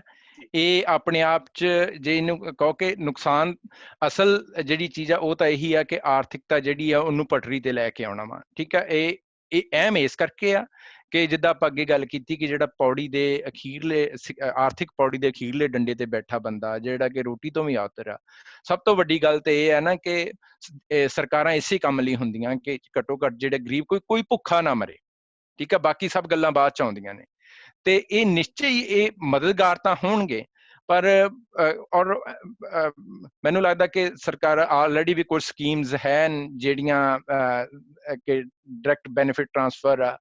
ਖੈਰ, ਇਹ ਸਕੀਮ ਦਾ ਅਸਲ ਲਾਇਆ ਤਾਂ ਇਹੀ ਆ ਕਿ ਜੇ ਵਾਕਈ ਪੈਸਾ ਉਹਨਾਂ ਲੋਕਾਂ ਤੱਕ ਪਹੁੰਚਦਾ, ਕਿਉਂਕਿ ਮੈਕੈਨਿਜ਼ਮ ਤਾਂ ਹੈ ਸਰਕਾਰ ਕੋਲ, ਜਿੱਥੇ ਆਧਾਰ ਕਾਰਡ ਜੁੜੇ ਹੋਏ ਨੇ ਤੁਹਾਡੇ ਬੈਂਕ ਟ੍ਰਾਂਸਫਰਸ ਨਾਲ, ਸੋ they will come in handy. ਇਹ ਸ਼ੁਭ ਸ਼ਗਨ ਤਾਂ ਹੈ ਹੀ ਕਿ ਇਹ ਇਮਦਾਦ ਮਿਲ ਰਹੀ ਆ, ਪਰ ਅਖੀਰਕਾਰ ਇਹ ਇਮਦਾਦ ਹੀ ਆ, ਇਹ ਕੋਈ ਮਸਲੇ ਦਾ ਜਿਹੜਾ ਸਦੀਵੀ ਹੱਲ ਨਹੀਂ ਆ। ਜੀ, ਤੇ ਨਵਚੇਤਨ, ਆਪਾਂ ਜੇ ਹੁਣ ਵਾਪਸ ਚਲੀਏ ਇੰਡੀਆ ਤੋਂ ਆਸਟ੍ਰੇਲੀਆ, ਨਿਊਜ਼ੀਲੈਂਡ, ਕੈਨੇਡਾ ਜਾਂ UK, US, ਜਿੱਥੇ ਆਪਣੇ ਬਹੁਤ ਸਾਰੇ ਯੰਗ ਪੰਜਾਬੀ, ਜਿਹੜੀ ਯੰਗ ਵਰਕਫੋਰਸ ਹੈ ਜਿਹੜੀ ਫਿਲਹਾਲ ਪੜ੍ਹਾਈਆਂ ਕਰ ਰਹੀ ਆ, ਪਰ ਉਹਨਾਂ ਦਾ ਇੱਕ ਅਲਟੀਮੇਟ ਜਿਹੜਾ ਟੀਚਾ, ਅੰਤਮ ਟੀਚਾ ਹੈਗਾ ਉੱਥੇ ਦੇ ਸਿਟੀਜ਼ਨ ਬਣਨਾ, ਉੱਥੇ ਦੀ ਆਰਥਿਕਤਾ ਦਾ ਹਿੱਸਾ ਬਣਨਾ, ਤਾਂ ਕਿ ਉਹ ਉੱਥੇ ਤੇ ਇੱਥੇ ਜੋ ਉਹਨਾਂ ਦੇ ਪਿੱਛੇ ਰਹਿ ਗਏ ਆ ਉਹਨਾਂ ਦੀ ਆਰਥਿਕਤਾ ਨੂੰ ਸੁਧਾਰ ਸਕਣ। ਸੋ ਜੇ ਗੱਲ ਕਰੀਏ ਐਜੂਕੇਸ਼ਨ ਸਿਸਟਮ ਦੀ, ਕਿਉਂਕਿ ਇਸ ਟਾਈਮ ਐਜੂਕੇਸ਼ਨ ਸਿਸਟਮ ਦੀ ਇਕਨੋਮੀ 'ਚ ਵੀ ਬੜਾ ਵੱਡਾ ਕੰਟਰੀਬਿਊਸ਼ਨ ਉਹ ਕਰ ਚੁੱਕੇ ਆਲਰੇਡੀ, 15 ਤੋਂ 25 ਲੱਖ ਰੁਪਏ ਖਰਚ ਕੇ ਜਿਹੜੇ ਆ ਉਹ ਗਏ ਆ ਬਾਹਰ ਜੀ। ਸੋ ਉਹ ਐਜੂਕੇਸ਼ਨ ਸਿਸਟਮ 'ਚ ਕੀ ਚੇਂਜ ਜਿਹੜਾ ਹੈਗਾ ਉਹ ਆਉਣ ਵਾਲਾ ਇਸ ਹਾਲਾਤ ਦੇ ਵਿੱਚ, ਇਹ ਉਹਦੇ ਨਾਲ ਉਹਨਾਂ ਦੀਆਂ ਫੀਸਾਂ ਤੇ ਕੀ ਅਸਰ ਪੈਣ ਵਾਲਾ, ਜਾਂ ਹੋਰ ਜਿਹੜੇ ਉਹਨਾਂ ਦੇ ਖਰਚੇ ਉਹਨਾਂ ਦੀ ਐਜੂਕੇਸ਼ਨ ਨਾਲ ਜੁੜੇ ਨੇ ਜਾਂ ਸਰਵਾਈਵਲ ਨਾਲ ਜੁੜੇ ਨੇ, ਉਹਨਾਂ ਦੇ ਉੱਤੇ ਕੀ ਅਸਰ ਪੈਣ ਵਾਲਾ? ਦੇਖੋ ਜਗਦੀਪ, ਇਹ ਦੋ ਸਿਰੇ ਜੋੜਨ ਦੀ ਕੋਸ਼ਿਸ਼ ਕਰ ਰਹੇ ਹਾਂ ਆਪਾਂ, ਔਰ ਇਹ ਬੜਾ ਅਹਿਮ ਸਵਾਲ ਆ ਤੁਹਾਡਾ। ਉਹਦੇ ਚ ਪਹਿਲਾਂ ਤਾਂ ਆਪਾਂ ਨੂੰ ਇਹ ਦੇਖਣਾ ਪਏਗਾ ਕਿ ਇਹ ਜਿਹੜੇ ਲੋਕ ਦੇਖੋ, ਪ੍ਰਵਾਸ ਆਪਣੇ ਆਪ ਚ ਇੱਕ, ਬੇਸ਼ੱਕ ਕਿੰਨਾ ਵੀ ਕੁਦਰਤੀ ਵਰਤਾਰਾ ਹੋਵੇ, ਪ੍ਰਵਾਸ ਆਪਣੇ ਆਪ ਚ ਕਿਸੇ ਪੱਧਰ ਤੇ ਦੁਖਾਂਤ ਵੀ ਹੈਗਾ, ਠੀਕ ਹੈ। ਔਰ ਇਹ ਕੋਈ ਸੌਖੀ ਜੀ ਗੱਲ ਨਹੀਂ ਆ, ਖਾਸ ਕਰ ਆਪਾਂ ਇੱਕ ਇਹੋ ਜਿਹੇ ਸਮਾਜ ਚ, ਖਾਸ ਕਰ ਮੇਰੀ ਤੁਹਾਡੀ ਪੀੜ੍ਹੀ, ਆਪਾਂ ਇਹੋ ਜਿਹੇ ਸਮਾਜ 'ਚ ਜੰਮੇ ਪਲੇ ਕਿ ਜਿੱਥੇ ਸਾਡੇ ਮਾਪਿਆਂ ਨੇ ਸ਼ਾਇਦ ਕਦੀ ਸੋਚਿਆ ਨਹੀਂ ਸੀ ਕਿ ਉਹਨਾਂ ਦੇ ਜਿਹੜੇ ਧੀਆਂ ਪੁੱਤ ਆ ਉਹ ਉਹਨਾਂ ਦੇ ਕੋਲ ਨਹੀਂ ਰਹਿਣਗੇ, ਠੀਕ ਹੈ। ਖੈਰ, ਪਿਛਲੇ 20 ਸਾਲਾਂ 'ਚ ਪੰਜਾਬ 'ਚ ਇਸ ਮਾਮਲੇ 'ਚ ਬਹੁਤ ਤਬਦੀਲੀ ਆਈ। ਬਹੁਤੇ ਮਾਂ ਬਾਪ ਹੁਣ ਇਹ ਸੋਚਦੇ ਨੇ, ਉਹਨਾਂ ਨੂੰ ਪਤਾ ਕਿ ਬੱਚਿਆਂ ਨੇ ਸ਼ਾਇਦ ਉਹਨਾਂ ਕੋਲ ਕੱਲ ਨੂੰ ਨਹੀਂ ਰਹਿਣਾ। ਜਦੋਂ, ਔਰ ਆਪਾਂ ਜੇ ਦੇਖੀਏ ਕਿ ਕਿਹੋ ਜਿਹਾ ਸੋਸ਼ਲ ਸਟੈਟਾ ਜਿਹੜਾ ਵਾ ਉਹ ਪ੍ਰਵਾਸ ਵੱਲ ਪ੍ਰੇਰਿਤ ਹੁੰਦਾ, ਮੁੱਢਲੇ ਕਾਰਨ ਜਿਹੜਾ ਪ੍ਰਵਾਸ ਦਾ ਉਹ ਆਰਥਿਕਤਾ ਹੀ ਹੈ।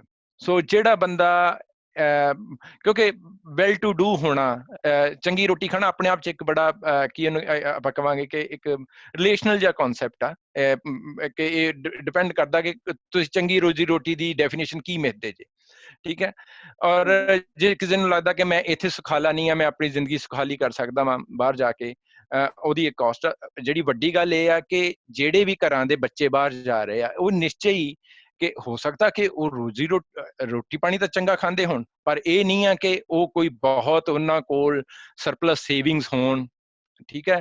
ਔਰ ਆਮ ਤੌਰ ਤੇ ਤੁਸੀਂ ਜਿਹੜੇ ਮੱਧ ਵਰਗੀ ਪਰਿਵਾਰਾਂ ਦੇ ਬੱਚੇ ਜਦੋਂ ਦੇਖਦੇ ਕਿ ਜਿਹੜੇ ਪ੍ਰਵਾਸ ਕਰਦੇ ਆ, ਮਾਂ ਬਾਪ ਸਾਰੀ ਉਮਰ ਦੀ ਜਿਹੜੀ ਛੱਲੀ ਪੂਣੀ ਕਮਾਈ ਹੁੰਦੀ ਆ ਉਹ ਲਾ ਦਿੰਦੇ ਆ ਉਹਦੇ ਤੇ। ਉਸ ਤੋਂ ਬਾਅਦ ਐਜੂਕੇਸ਼ਨ ਲੋਨ ਆ, ਜਿਹੜਾ ਕਿ ਬਹੁਤ ਵੱਡਾ ਜ਼ਰੀਆ ਵਾ, ਕਿਉਂਕਿ ਅਮਾਊਂਟ ਛੋਟੀ ਨਹੀਂ ਆ, 15 ਤੋਂ 25 ਲੱਖ ਕਿਸੇ ਹਰ ਘਰ ਦੀ ਪਾਇਆ ਨਹੀਂ ਹੁੰਦੀ ਕਿ ਉਹ ਜਿਹੜੀ ਆ ਸਮਰੱਥਾ ਨਹੀਂ ਹੁੰਦੀ ਕਿ ਉਹ ਖਰਚਾ ਕਰ ਸਕੇ। ਤੇ ਹੁਣ ਇਹ ਤਾਂ ਇੱਕ ਆਪਣੀ ਉਹਨੇ ਇਹਦੇ ਚ ਜਿਹੜੀ ਦਿੱਕਤ ਆ, ਤੁਸੀਂ ਹੁਣ ਇਹ ਤਾਂ ਹੈਗਾ ਕਿ ਜਦੋਂ ਤੁਸੀਂ ਘਰੋਂ ਪ੍ਰਵਾਸ ਲਈ ਤੁਰਦੇ ਜੇ ਤੁਹਾਡੇ ਘਰ ਦੀ ਹਾਲਤ ਕੀ ਆ। ਹੁਣ ਦੂਜੀ ਗੱਲ ਆ ਕਿ ਤੁਸੀਂ ਕਿਸੇ ਵੀ ਬਾਹਰਲੇ ਮੁਲਕ ਜਦੋਂ ਤੁਸੀਂ ਲੈਂਡ ਕਰਦੇ ਜੇ, ਉੱਥੇ ਇੱਕ ਬਹੁਤ ਵੱਡੀ ਸਟਰਗਲ ਸ਼ੁਰੂ ਹੁੰਦੀ ਆ। ਉਹ ਸਟਰਗਲ ਪੈਰ ਤੇ ਮੈਂ ਇੱਥੇ ਕਈ ਅਲੂਏ ਜੇ ਮੁੰਡੇ ਦੇਖਦਾ 12ਵੀਂ ਤੋਂ ਬਾਅਦ, ਔਰ ਆਈ ਮੀਨ ਕਿਉਂਕਿ ਅਸੀਂ ਖੁਦ ਉਸ ਦੌਰ ਚੋਂ ਲੰਘੇ ਆ, ਇਹ ਕੋਈ ਇਹਦੇ ਚ ਇਹ ਨਹੀਂ, ਮੈਂ ਘਟਾ ਕੇ ਨਹੀਂ ਦੇਖ ਰਿਹਾ, ਇਹ ਸ਼ਾਇਦ ਸਿੱਖਣ ਦੀ ਪ੍ਰਕਿਰਿਆ ਇੱਥੋਂ ਸ਼ੁਰੂ ਹੁੰਦੀ ਆ ਕਿ ਤੁਸੀਂ ਗਵਾਚੇ ਜੇ ਫਿਰਦੇ ਜੇ, ਤੁਹਾਨੂੰ ਭਾਸ਼ਾ ਨਹੀਂ ਪੂਰੀ ਤਰ੍ਹਾਂ ਸਮਝ ਆਉਂਦੀ, ਤੁਸੀਂ ਜਿਹੜਾ ਤੁਹਾਡਾ ਆਲਾ ਦੁਆਲਾ ਵਾ ਉਹ ਤੁਸੀਂ ਇੱਕ ਵੱਖਰੀ ਕਿਸਮ ਦੇ ਐਟਮੋਸਫੀਅਰ ਚ ਤੁਸੀਂ ਗਵਾਚੇ ਜੇ ਮਹਿਸੂਸ ਕਰਦੇ ਜੇ। ਔਰ ਇਹ ਬਹੁਤ ਵੱਡੀ ਸਟਰਗਲ ਆ। ਔਰ ਜੇ ਆਪਾਂ ਹੁਣ ਇਸ ਗੱਲ ਦਾ ਦੂਸਰਾ ਸਿਰਾ ਜੋੜਨ ਦੀ ਕੋਸ਼ਿਸ਼ ਕਰੀਏ ਕਿ ਜਿਹੜੇ ਵੀ ਸਟੂਡੈਂਟ ਆਉਂਦੇ ਆ, ਫੀਸ ਤਾਂ ਚਲੋ ਮਾਪਿਆਂ ਨੇ ਜੁਗਾੜ ਕੋਈ ਲਾਈਕ ਆਪਣੀ ਸੇਵਿੰਗ ਖਰਚ ਲਈ ਕੁਛ ਐਜੂਕੇਸ਼ਨ ਲੋਨ ਲੈ ਲਿਆ, ਅਖੀਰਕਾਰ ਉਹ ਵਾਪਸ ਵੀ ਕਰਨਾ। ਸੋ ਇੱਕ ਤੁਸੀਂ ਫਾਈਨੈਂਸ਼ੀਅਲ ਕਮਿਟਮੈਂਟ ਕਰ ਚੁੱਕੇ ਜੇ 2-3 ਸਾਲ ਲਈ, ਠੀਕ ਹੈ। ਔਰ ਇਹ ਫਾਈਨੈਂਸ਼ੀਅਲ ਕਮਿਟਮੈਂਟ ਇਹੋ ਜਿਹੀ ਆ ਕਿ ਜਿਹਦੇ ਚ ਕੋਈ ਵਿਦਡਰਾਅਲ ਨਹੀਂ ਆ। ਤੁਸੀਂ ਨਹੀਂ ਕਹਿ ਸਕਦੇ ਕਿ ਅੱਛਾ ਮੈਂ ਹੁਣ, ਕਿਉਂਕਿ ਜੇ ਉਹ ਚੋਂ ਵਿਦਡਰਾਅਲ ਕਰੋਗੇ ਤਾਂ ਉਹ ਸ਼ਾਇਦ ਉੱਥੇ ਰਹਿਣ ਨਾਲੋਂ ਵੀ ਉਹਦੇ ਜਿਹੜੇ ਬੁਰੇ ਆ ਕਿ ਤੁਸੀਂ ਇੱਕ ਫੀਸ ਦਿੱਤੀ ਆ, ਉਹਦੀ ਕਮਿਟਮੈਂਟ ਆ, ਤੁਸੀਂ ਵਾਪਸ ਨਹੀਂ ਆ ਸਕਦੇ। ਹੁਣ ਇਹ ਕਿੱਦਾਂ ਇੰਪੈਕਟ ਕਰਦਾ ਵਾ ਜਿਹੜੇ ਸਟੂਡੈਂਟਸ ਨੇ ਕਿ ਜਦੋਂ ਸਟੂਡੈਂਟ, ਉਹਨਾਂ ਦੀ ਕੋਸ਼ਿਸ਼ ਇਹ ਹੁੰਦੀ ਹੈ ਹਰ ਸਟੂਡੈਂਟ ਦੀ, ਮੈਂ ਜੇ 100% ਦੀ ਨਹੀਂ ਵੀ ਕਵਾਂ ਤਾਂ ਮੈਂ 95% ਦੀ ਜਿਹੜੇ ਵਿਦਿਆਰਥੀ ਬਾਹਰ ਜਾਂਦੇ ਉਹਨਾਂ ਦੀ ਕੋਸ਼ਿਸ਼ ਇਹ ਹੁੰਦੀ ਆ ਕਿ ਚਲੋ ਅਸੀਂ ਜਿਹੜੀਆਂ ਫੀਸਾਂ ਖਰਚ ਕੇ ਆ ਗਏ, ਘੱਟੋ ਘੱਟ ਅਸੀਂ ਆਪਣਾ ਜਿਹੜਾ ਰਹਿਣ ਸਹਿਣ ਦਾ ਜਿਹੜਾ ਸਾਡੇ ਰੋਜ਼ਮਰਾ ਦੇ ਖਰਚੇ ਨੇ, ਕਿਰਾਇਆ ਵਾ, ਘਰ ਆ, ਉਹ ਅਸੀਂ ਘੱਟੋ ਘੱਟ ਜੇ ਪਿੱਛੇ ਜੇ ਨਹੀਂ ਵੀ ਭੇਜ ਸਕਦੇ ਤਾਂ ਘੱਟੋ ਘੱਟ ਆਪਣਾ ਖਰਚਾ ਜ਼ਰੂਰ ਆਪ ਕਰ ਲਈਏ। ਹੁਣ ਦਿੱਕਤ ਜਿਹੜੀ ਆ ਉਹ ਇਹ ਆ ਕਿ ਇਹਨਾਂ ਸਟੂਡੈਂਟਸ ਦੀ ਇੰਪਲੋਏਬਿਲਿਟੀ ਕਿੱਥੇ ਆ? ਉਹ ਸਾਰੇ ਆਫ ਜੌਬਸ ਕਰਦੇ ਨੇ। ਆਮ ਤੌਰ ਤੇ ਜਿਹੜੀ ਸਟੂਡੈਂਟਸ ਆ, ਤੁਸੀਂ ਜਿਹੜੇ ਵੀ ਦੇਖੋ ਉਹਨਾਂ ਦੀਆਂ ਜਿਹੜੀਆਂ ਜੌਬਾਂ ਦਾ ਪਹਿਲੀ ਠਾਰ ਰੈਸਟੋਰੈਂਟਸ 'ਚ, ਜਿਹੜੇ ਰਿਟੇਲ ਈਟਰੀਜ਼ ਨੇ, ਸਾਡੇ ਇੱਥੇ ਸਬਵੇ ਆ, ਗ੍ਰੈਗਸ ਆ, ਮੈਕਡੋਨਲਡਸ ਆ, ਔਰ ਉਹਦੇ 'ਚ ਸਾਰੇ ਹੀ ਕੰਮ ਕਰਦੇ ਨੇ ਜਿਹੜੇ ਕਿ ਹਰ ਕਿਸੇ ਨੂੰ ਕਰਨੇ ਹੀ ਪੈਂਦੇ ਆ। ਅੱਜ ਉਹ ਜਿਹੜਾ ਇਨਕਮ ਦਾ ਜ਼ਰੀਆ ਬੰਦ ਹੋਇਆ ਪਿਆ, ਠੀਕ ਹੈ। ਔਰ ਮੈਨੂੰ ਇਹ ਕਹਿਣ 'ਚ ਕੋਈ ਚੀਜ਼ ਨਹੀਂ ਕਿ ਜਿਹੜਾ ਹੌਸਪੀਟੈਲਿਟੀ ਰਿਟੇਲ ਸੈਕਟਰ ਆ, ਕਿਉਂਕਿ ਹਰ ਸਟੂਡੈਂਟ ਦੀ ਉਹ ਇੱਕ ਉਹਦੀ ਸਮਾਜ 'ਚ ਸਿੱਖਣ ਦੀ ਪ੍ਰਕਿਰਿਆ ਵੀ ਆ। ਸੋ ਇਹ ਜੌਬਾਂ, ਇਹੋ ਜਿਹੀਆਂ ਜੌਬਾਂ ਜਿਹੜੀਆਂ ਨਾ ਬੜੀਆਂ ਲਾਹੇਵੰਦ ਹੁੰਦੀਆਂ, ਤੁਹਾਡੀ ਜ਼ੁਬਾਨ ਜਿਹੜੀ ਆ ਉਹ ਖੁੱਲ ਜਾਂਦੀ ਆ, ਤੁਸੀਂ ਲੋਕਾਂ ਨਾਲ ਕਿਸ ਤਰ੍ਹਾਂ ਵਰਤਣਾ ਵਾ। ਮੈਂ ਜਾਤੀ ਤਜਰਬੇ ਚੋਂ ਇਹ ਗੱਲ ਦੱਸ ਰਿਹਾ ਕਿ ਆਪਾਂ ਨੂੰ ਇੰਡੀਆ ਚ ਆਇਆਂ ਨੂੰ ਬਹੁਤਿਆਂ ਨੂੰ ਥੈਂਕ ਯੂ ਕਹਿਣ ਦੀ ਆਦਤ ਨਹੀਂ ਹੁੰਦੀ, ਪਰ ਇਸ ਇੰਡਸਟਰੀ ਜਦੋਂ ਤੁਸੀਂ ਆ ਜਾਂਦੇ ਜੀ, ਉਹ ਸਭ ਤੋਂ ਪਹਿਲਾ ਅਸਰ ਇਹੀ ਹੁੰਦਾ ਕਿ ਤੁਸੀਂ ਸੌਰੀ ਥੈਂਕ ਯੂ ਕਹਿਣਾ ਸਿੱਖ ਜਾਂਦੇ ਜੀ। ਠੀਕ ਹੈ, ਤੇ ਹੁਣ ਉਹ ਜਦੋਂ ਜਿਹੜੀਆਂ ਜੌਬਸ ਖਤਰੇ ਦੇ ਨਿਸ਼ਾਨ ਤੇ ਨੇ ਉਹਨਾਂ ਲੋਕਾਂ ਲਈ, ਉਹਨਾਂ ਫਿਰ ਬਹੁਤ ਵੱਡੀਆਂ ਦਿੱਕਤਾਂ ਨੇ, ਔਰ ਇਹ ਲੰਮੇ ਸਮੇਂ ਦੀਆਂ ਦਿੱਕਤਾਂ ਨੇ, ਕਿਉਂਕਿ ਮਾਪਿਆਂ ਨੇ ਫਾਈਨੈਂਸ਼ੀਅਲ ਕਮਿਟਮੈਂਟ ਕੀਤੀ ਹੋਈ ਆ, ਔਰ ਜਿਹੜੇ ਸਟੂਡੈਂਟ ਉੱਥੇ ਪਹੁੰਚੇ ਹੋਏ ਆ ਉਹਨਾਂ ਲਈ ਇਹ ਇੱਕ ਲੰਮੇ ਮਤਲਬ ਇੱਕ ਜਿਹੜੀ ਨਾ, ਜਿੱਥੇ ਮੈਂ ਥੋੜਾ ਜਿਹਾ ਇਸ ਚੀਜ਼ ਨੂੰ ਮੈਂ ਖਤਰਾ ਹੋਰ ਦੇਖ ਰਿਹਾ ਵਾਂ ਕਿ ਹਾਲੇ ਤੱਕ ਤਾਂ ਜਿੱਦਾਂ ਮੈਂ ਕਿਹਾ ਕਿ ਕੈਨੇਡਾ ਵਾਲੇ ਸਟੂਡੈਂਟਸ ਦੀ ਇਮਦਾਦ ਕਰ ਰਹੇ ਨੇ। ਦਿੱਕਤ ਜਗਦੀਪ ਇਹ ਆਏਗੀ ਕਿ ਜੇ ਇਹ ਸਾਰਾ ਕੁਝ 2-4 ਮਹੀਨੇ ਖੁਦਾ ਨਾ ਖਾਸਤਾ ਜੇ ਜਾਰੀ ਰਹਿੰਦਾ, ਖਾਸ ਕਰ ਅਗਲੀ ਤਿਮਾਹੀ 'ਚ ਵੀ ਜਾਰੀ ਰਹਿੰਦਾ, ਤਾਂ ਉੱਥੇ ਵੀ ਲੋਕਾਂ ਨੇ ਜਿਹੜੇ ਉੱਥੋਂ ਦੇ ਟੈਕਸ ਪੇਅਰਸ ਨੇ ਉਹ ਇਹ ਸਵਾਲ ਪੁੱਛਣਗੇ ਕਿ ਜਿਹੜੇ ਰਿਸੋਰਸਸ ਨੇ, ਸਾਡੇ ਰਿਸੋਰਸਸ ਨੇ, ਉਹਦੇ ਤੇ ਪਹਿਲਾ ਹੱਕ ਕਿਹਨਾਂ ਦਾ ਵਾ। ਮੈਂ ਇਹ ਨਹੀਂ ਕਹਿ ਰਿਹਾ ਕਿ ਇਹ ਏਦਾਂ ਹੀ ਹੋਣਾ ਚਾਹੀਦਾ ਵਾ, ਪਰ ਅਨਫੋਰਚੂਨੇਟਲੀ ਗੱਲ ਇਹ ਆ ਕਿ ਇੱਥੇ ਜਿਹੜੀਆਂ ਟੈਕਸ ਡਿਸਟ੍ਰੀਬਿਊਸ਼ਨਸ ਨੇ ਜਾਂ ਟੈਕਸ ਪੇਅਰਸ ਲਾਈਕ ਦੇ ਕੈਰੀ ਅ ਵੌਇਸ। ਸੋ ਇਹ ਲੰਮੇ ਸਮੇਂ ਤੱਕ ਜਿਹੜਾ ਵਾ ਉਹ ਮੈਨੂੰ ਨਹੀਂ ਪਤਾ ਕਿ ਸਰਕਾਰਾਂ ਕਦੋਂ ਤੱਕ ਜਿਹੜਾ ਵਾ ਇਹ ਸਾਰਾ ਕੁਝ ਸਸਟੇਨ ਕਰ ਸਕਣਗੀਆਂ। ਸੋ ਉਮੀਦ ਤਾਂ ਇਹੀ ਆ ਕਿ ਇਹ ਸਾਰਾ ਕੁਝ ਜ਼ਿੰਦਗੀ ਜਿਹੜੀ ਇੱਕ ਲਗਾਤਾਰਤਾ ਵੱਲ ਆਪਣੀ ਰਵਾਨੀ ਫੜੇ ਤੇ ਤੁਰੇ, ਆਰਥਿਕਤਾ ਵੀ ਰਵਾਨੀ ਫੜੇ ਤੇ ਤੁਰੇ, ਪਰ ਅੱਜ ਦੀ ਤਰੀਕ ਜਿੱਥੇ ਆਪਾਂ ਖੜੇ ਆ, ਮੇਰੇ ਖਿਆਲ 'ਚ ਇਹ ਸਭ ਕੁਝ ਕਹਿਣਾ ਕਿ ਇੰਝ ਹੀ ਹੋਏਗਾ ਬਹੁਤ ਮੁਸ਼ਕਿਲ ਲੱਗਦਾ ਜੀ। ਤੇ ਇਹਦਾ ਜਿਹੜਾ ਮਤਲਬ ਪਹਿਲਾ ਅਸਰ ਤੇ ਤੁਸੀਂ ਇਹ ਦੱਸ ਰਹੇ ਹੈਗੇ ਹੋ ਕਿ ਜਿਹੜਾ ਬੱਚਾ ਉੱਥੇ ਰਹਿ ਕੇ ਆਪਣੇ ਖਰਚੇ ਕੱਢ ਰਿਹਾ ਹੈਗਾ, ਉਹ ਖਰਚੇ ਕੱਢਣੇ ਉਹਦੇ ਲਈ ਮੁਸ਼ਕਲ ਹੋ ਜਾਣਗੇ, ਕਿਉਂਕਿ ਜਿਹੜੀਆਂ ਜੌਬਸ ਉਹਦੇ ਲਈ ਅਵੇਲੇਬਲ ਹੁੰਦੀਆਂ ਨੇ, ਲਿਮਿਟਿਡ ਘੰਟੇ ਹੁੰਦੇ ਨੇ, ਉਹ ਹਜੇ ਮਤਲਬ ਕਿ ਸਭ ਤੋਂ ਲੀਸਟ ਪ੍ਰਾਇੋਰਟੀ ਤੇ ਨੇ, ਸ਼ਾਇਦ ਉਹ ਪਤਾ ਨਹੀਂ ਕਦੋਂ ਖੁੱਲਣਗੀਆਂ। ਇਸ ਟਾਈਮ ਤੇ ਲਗਭਗ ਬੰਦ ਹੀ ਨੇ, ਕਿ ਹਸਪਿਟੈਲਿਟੀ, ਹੌਲੀਡੇ, ਸਾਰੀ ਲੀਜਰ ਇੰਡਸਟਰੀ ਸਾਰੀ ਬੰਦ ਹੈਗੀ ਆ।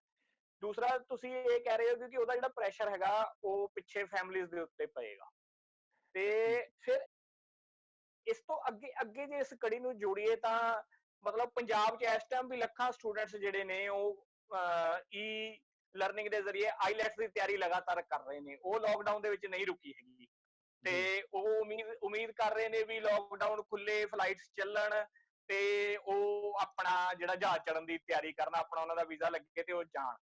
ਤੇ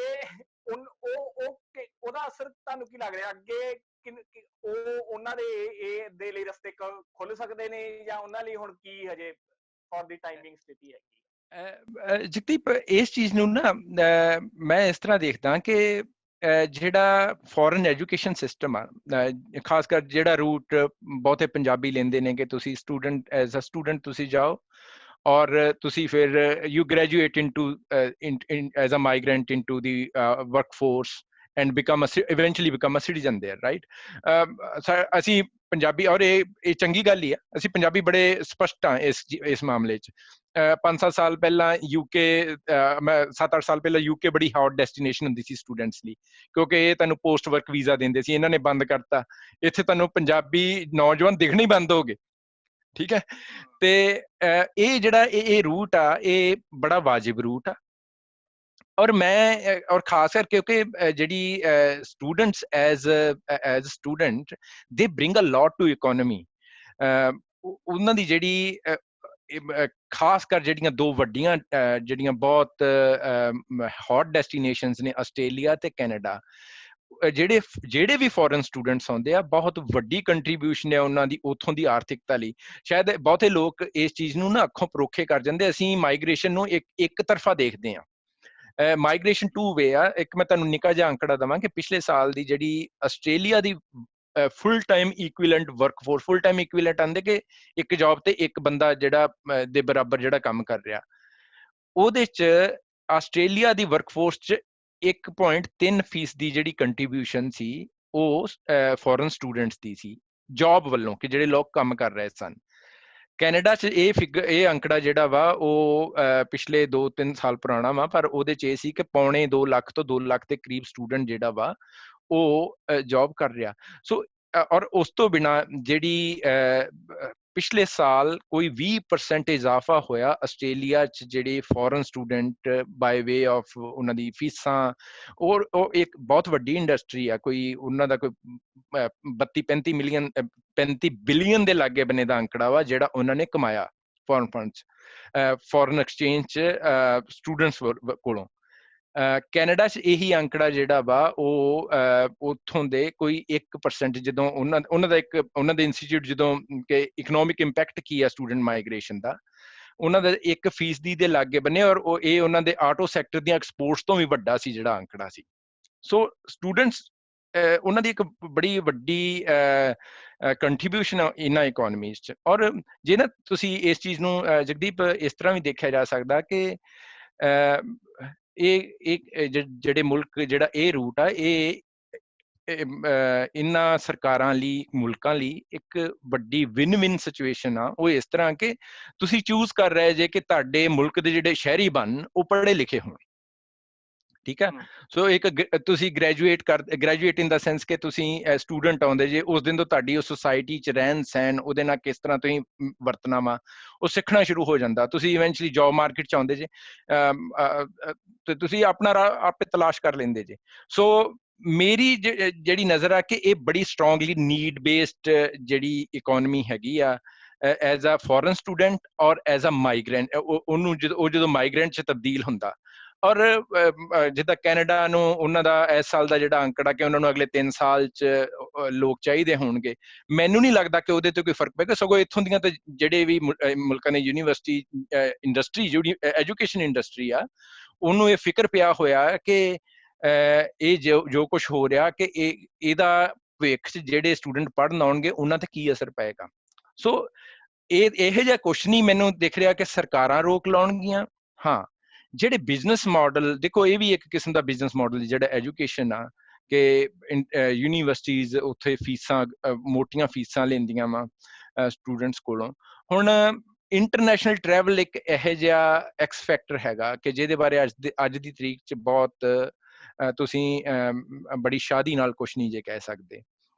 ਉਹਦੇ ਕੁਝ ਕਾਰਨ ਇਹ ਨੇ ਕਿ ਜਦੋਂ ਮੰਨੋ ਸਾਰਾ ਕੁਝ ਆਮ ਤਰ੍ਹਾਂ ਹੋ ਵੀ ਜਾਂਦਾ ਤਾਂ ਹਾਲੇ ਵੀ ਮੁਲਕਾਂ ਦੇ ਜਿਹੜਾ ਇੰਟਰਨੈਸ਼ਨਲ ਟਰੈਵਲ ਉਹ ਸ਼ਾਇਦ ਲੀਸਟ ਪ੍ਰਾਇੋਰਿਟੀ ਹੋਏਗੀ, ਕਿਉਂਕਿ ਕੋਈ ਵੀ ਇਹ ਨਹੀਂ ਚਾਹੇਗਾ ਕਿ ਕਿਤੇ ਬਾਹਰੋਂ ਇਨਫੈਕਸ਼ਨ, ਜੇ ਕੋਈ ਕਮਿਊਨਿਟੀ ਠੀਕ ਹੋ ਵੀ ਰਹੀ ਹੈ ਤਾਂ ਬਾਹਰੋਂ ਇਨਫੈਕਸ਼ਨ ਆ ਜਾਏ। ਸੋ ਉਹ ਇੱਕ ਬਹੁਤ ਵੱਡਾ ਫੈਕਟਰ ਹੈ। ਦੂਸਰੀ ਜਿਹੜੀ ਚੀਜ਼ ਹੈ, ਮੈਨੂੰ ਲੱਗ ਰਿਹਾ ਕਿ ਯੂਨੀਵਰਸਿਟੀਜ਼ ਐਜੂਕੇਸ਼ਨ ਤੇ ਬਹੁਤ ਇਸ ਚੀਜ਼ ਨੇ ਪੋਜ਼ਿਟਿਵ ਤੇ ਨੈਗੇਟਿਵ ਦੋਵੇਂ ਫਰਕ ਪਾਏ ਆ, ਠੀਕ ਹੈ। ਪੋਜ਼ਿਟਿਵ ਇੱਦਾਂ ਕਿ ਕੁਝ ਨਵੇਂ ਰਾਹ ਟੈਕਨੋਲੋਜੀ ਨਾਲ ਜਿਹੜੇ ਆ ਉਹ ਖੁੱਲਣਗੇ, ਠੀਕ ਹੈ। ਮੈਂ ਕੁਝ ਅੰਕੜੇ ਦੇਖ ਰਿਹਾ ਸੀ ਕਿ ਚੀਨ 'ਚ ਕੋਈ 12 ਕਰੋੜ ਦੇ ਲਾਗੇ ਬੰਨੇ ਜਿਹੜੇ ਸਟੂਡੈਂਟਸ ਨੇ ਉਹ ਆਨਲਾਈਨ ਜਿਹੜੀ ਆਪਣੀ ਐਜੂਕੇਸ਼ਨ ਜਾਰੀ ਰੱਖ ਰਹੇ ਨੇ, ਠੀਕ ਆ। ਹਾਂਗਕਾਂਗ ਨੇ ਪਿਛਲੇ 2-3 ਮਹੀਨਿਆਂ 'ਚ ਇਹੋ ਜਿਹੇ ਪਲੇਟਫਾਰਮ 'ਚ ਇਨਵੈਸਟ ਕੀਤਾ ਜਿੱਥੇ 60-70 ਅਦਾਰੇ ਉਹਨਾਂ ਦੀ ਕੋਲੈਬੋਰੇਸ਼ਨ ਆ। ਔਰ ਯੂਨੀਵਰਸਿਟੀਆਂ ਦੀ ਜ਼ਿੰਦਗੀ ਰੁਕੀ ਨਹੀਂ, ਕੈਂਪਸ ਲਾਈਫ ਡਿਸਰਪਟਡ ਹੈ, ਪਰ ਯੂਨੀਵਰਸਿਟੀਆਂ ਦੀ ਜਿਹੜੀ ਪੜ੍ਹਾਈ ਵੱਲੋਂ ਆ, ਅਸਾਈਨਮੈਂਟਸ, ਉਹ ਸਾਰਾ ਕੁਝ ਹੋ ਰਿਹਾ। ਸੋ ਉਸ ਪੱਖੋਂ ਤਾਂ ਕੋਈ ਨਹੀਂ, ਪਰ ਮੈਨੂੰ ਇਹ ਲੱਗਦਾ ਕਿ ਜੇ ਆਪਾਂ ਬੁਨਿਆਦੀ ਸਵਾਲ ਵੱਲ ਪਰਤੀਏ ਕਿ ਜਿਹੜੀ ਮਾਈਗ੍ਰੇਸ਼ਨ ਆ ਉਹਦੇ ਤੇ ਮੈਨੂੰ ਹਾਲੇ ਤੱਕ, ਕਿਉਂਕਿ ਉਹ ਬੜੀ ਸਟਰੋਂਗ ਨੀਡ ਬੇਸਡ ਆ, ਇਹਨਾਂ ਮੁਲਕਾਂ ਦੀਆਂ ਇਕੋਨਮੀ 'ਚ ਭਰਵੀਂ ਕੰਟਰੀਬਿਊਸ਼ਨ ਉੱਥੋਂ ਦੀਆਂ ਸਰਕਾਰਾਂ ਇਹ ਰਿਲਾਈਜ਼ ਕਰਦੀਆਂ, ਇਹ ਨਹੀਂ ਹੋਏਗਾ ਕਿ ਉਹ ਇਹਦੇ ਤੇ ਯਕਦਮ ਕੋਈ ਰੋਕ ਲਾਉਣ ਵਰਗਾ ਕੋਈ ਕਦਮ ਉਠਾਉਣਗੇ। ਰੋਕ ਨਹੀਂ, ਪਰ ਜੋ ਮੈਂ ਇਸ ਨੂੰ ਇਸ ਤਰ੍ਹਾਂ ਦੇਖ ਰਿਹਾ ਕਿ ਜੋ ਸਥਿਤੀ ਹੈਗੀ ਆ ਉਹਦੇ ਨਾਲ ਇੱਕ ਡਿਲੇ ਜਾਂ ਇੱਕ ਡਿਸਰਪਸ਼ਨ ਤੇ ਜਿਹੜੀ ਹੈਗੀ ਆ ਉਹ ਪੈਦਾ ਹੋ ਰਹੀ ਆ। ਡਿਸਰਪਸ਼ਨ ਡੈਫੀਨਿਟਲੀ ਚੱਲ ਸਕਦੀ ਹੈ, ਕਿੰਨੀ ਕੁ ਲੰਬੀ ਚੱਲ ਸਕਦੀ ਆ, ਇਹਦਾ ਕੋਈ ਅੰਦਾਜ਼ਾ ਲਗਾ ਸਕਦੇ ਆ ਆਪਾਂ? ਤੁਸੀਂ ਕਿਸੇ ਨਾਲ ਵੀ ਕਾਰਪੋਰੇਟ ਵਰਲਡ 'ਚ ਗੱਲ ਕਰੋ, ਬਿਜ਼ਨਸ 'ਚ ਗੱਲ ਕਰੋ, ਲੋਕੀ ਅੱਜ ਕੱਲ੍ਹ ਤਾਂ ਹਫ਼ਤੇ ਤੋਂ ਵੱਧ ਦਾ ਨਹੀਂ ਸੋਚ ਰਿਹਾ ਕੋਈ, ਪਰ ਫਿਰ ਵੀ ਜਿਹੜੀਆਂ ਬਹੁਤੀਆਂ ਯੂਨੀਵਰਸਿਟੀਜ਼ ਇਹ ਮਿਥ ਚੁੱਕੀਆਂ ਕਿ ਜਿਹੜੀਆਂ ਉਹਨਾਂ ਦੀ ਇਨਰੋਲਮੈਂਟ ਸਤੰਬਰ 'ਚ ਸ਼ੁਰੂ ਹੁੰਦੀ ਆ, ਜੁਲਾਈ 'ਚ ਉਹ ਇਨਟੇਕ ਕਰਨਾ ਸ਼ੁਰੂ ਕਰ ਦਿੰਦੇ ਮੇਰੇ ਖਿਆਲ 'ਚ, ਤਾਂ ਉਹ ਇਹ ਕਹਿ ਰਹੇ ਨੇ ਕਿ ਇੱਕ ਸਕੂਲ ਆਫ ਥਾਟ ਚੱਲ ਰਿਹਾ ਕਿ ਅਸੀਂ 6 ਮਹੀਨੇ ਲਈ ਇਹਨੂੰ ਡਿਲੇ ਕਰ ਦਈਏ, ਕਿ ਜਿਹੜੀ ਅਸੀਂ ਇਨਟੇਕ ਜੁਲਾਈ 'ਚ ਸੋਚ ਰਹੇ ਹਾਂ ਉਹ ਹੋ ਸਕਦਾ ਜਨਵਰੀ 'ਚ ਕਰਨ। ਮੇਰੇ ਖਿਆਲ 'ਚ ਇਹ ਬਹੁਤ ਹੱਦ ਤੱਕ ਮੁਮਕਿਨ ਵੀ ਆ, ਔਰ ਇਹ ਇੱਕ ਬਰੀਥਿੰਗ ਸਪੇਸ ਵੀ ਦੇਵੇਗਾ ਸਾਰਿਆਂ ਨੂੰ ਕਿ ਜੇ ਇਹ ਥੋੜਾ ਜਿਹਾ ਪੋਸਟਪੋਨ ਹੋ ਜਾਂਦਾ, ਲੋਕਾਂ ਨੂੰ ਰੀਅਸੈਸ ਕਰਨ ਲਈ ਜਿਹੜੀ ਆ ਸਥਿਤੀ ਥੋੜਾ ਜਿਹਾ ਵਕਤ ਮਿਲ ਜਾਏਗਾ। ਕਿਉਂਕਿ ਜੇ ਇਹਨੂੰ ਇੰਡੀਆ ਦੇ ਲਿਹਾਜ਼ ਨਾਲ ਦੇਖੀਏ ਤਾਂ ਜਿਹੜਾ ਇੰਡੀਆ ਦਾ ਹਾਇਰ ਐਜੂਕੇਸ਼ਨ ਦਾ ਅਦਾਰਾ ਹੈਗਾ ਆ, ਉਹਨੇ ਤੇ ਆਲਰੇਡੀ ਰਿਕਮੈਂਡ ਕਰ ਦਿੱਤਾ ਹੈਗਾ ਇੰਡੀਆ ਦੇ ਵਿੱਚ ਜਿਹੜੇ ਐਡਮਿਸ਼ਨ ਦਾ ਪ੍ਰੋਸੈਸ ਹੈਗਾ ਉਹ ਅੱਗੇ ਜੂਨ ਜੁਲਾਈ ਦੇ ਵਿੱਚ ਸ਼ੁਰੂ ਹੋ ਜਾਂਦਾ ਹੁੰਦਾ।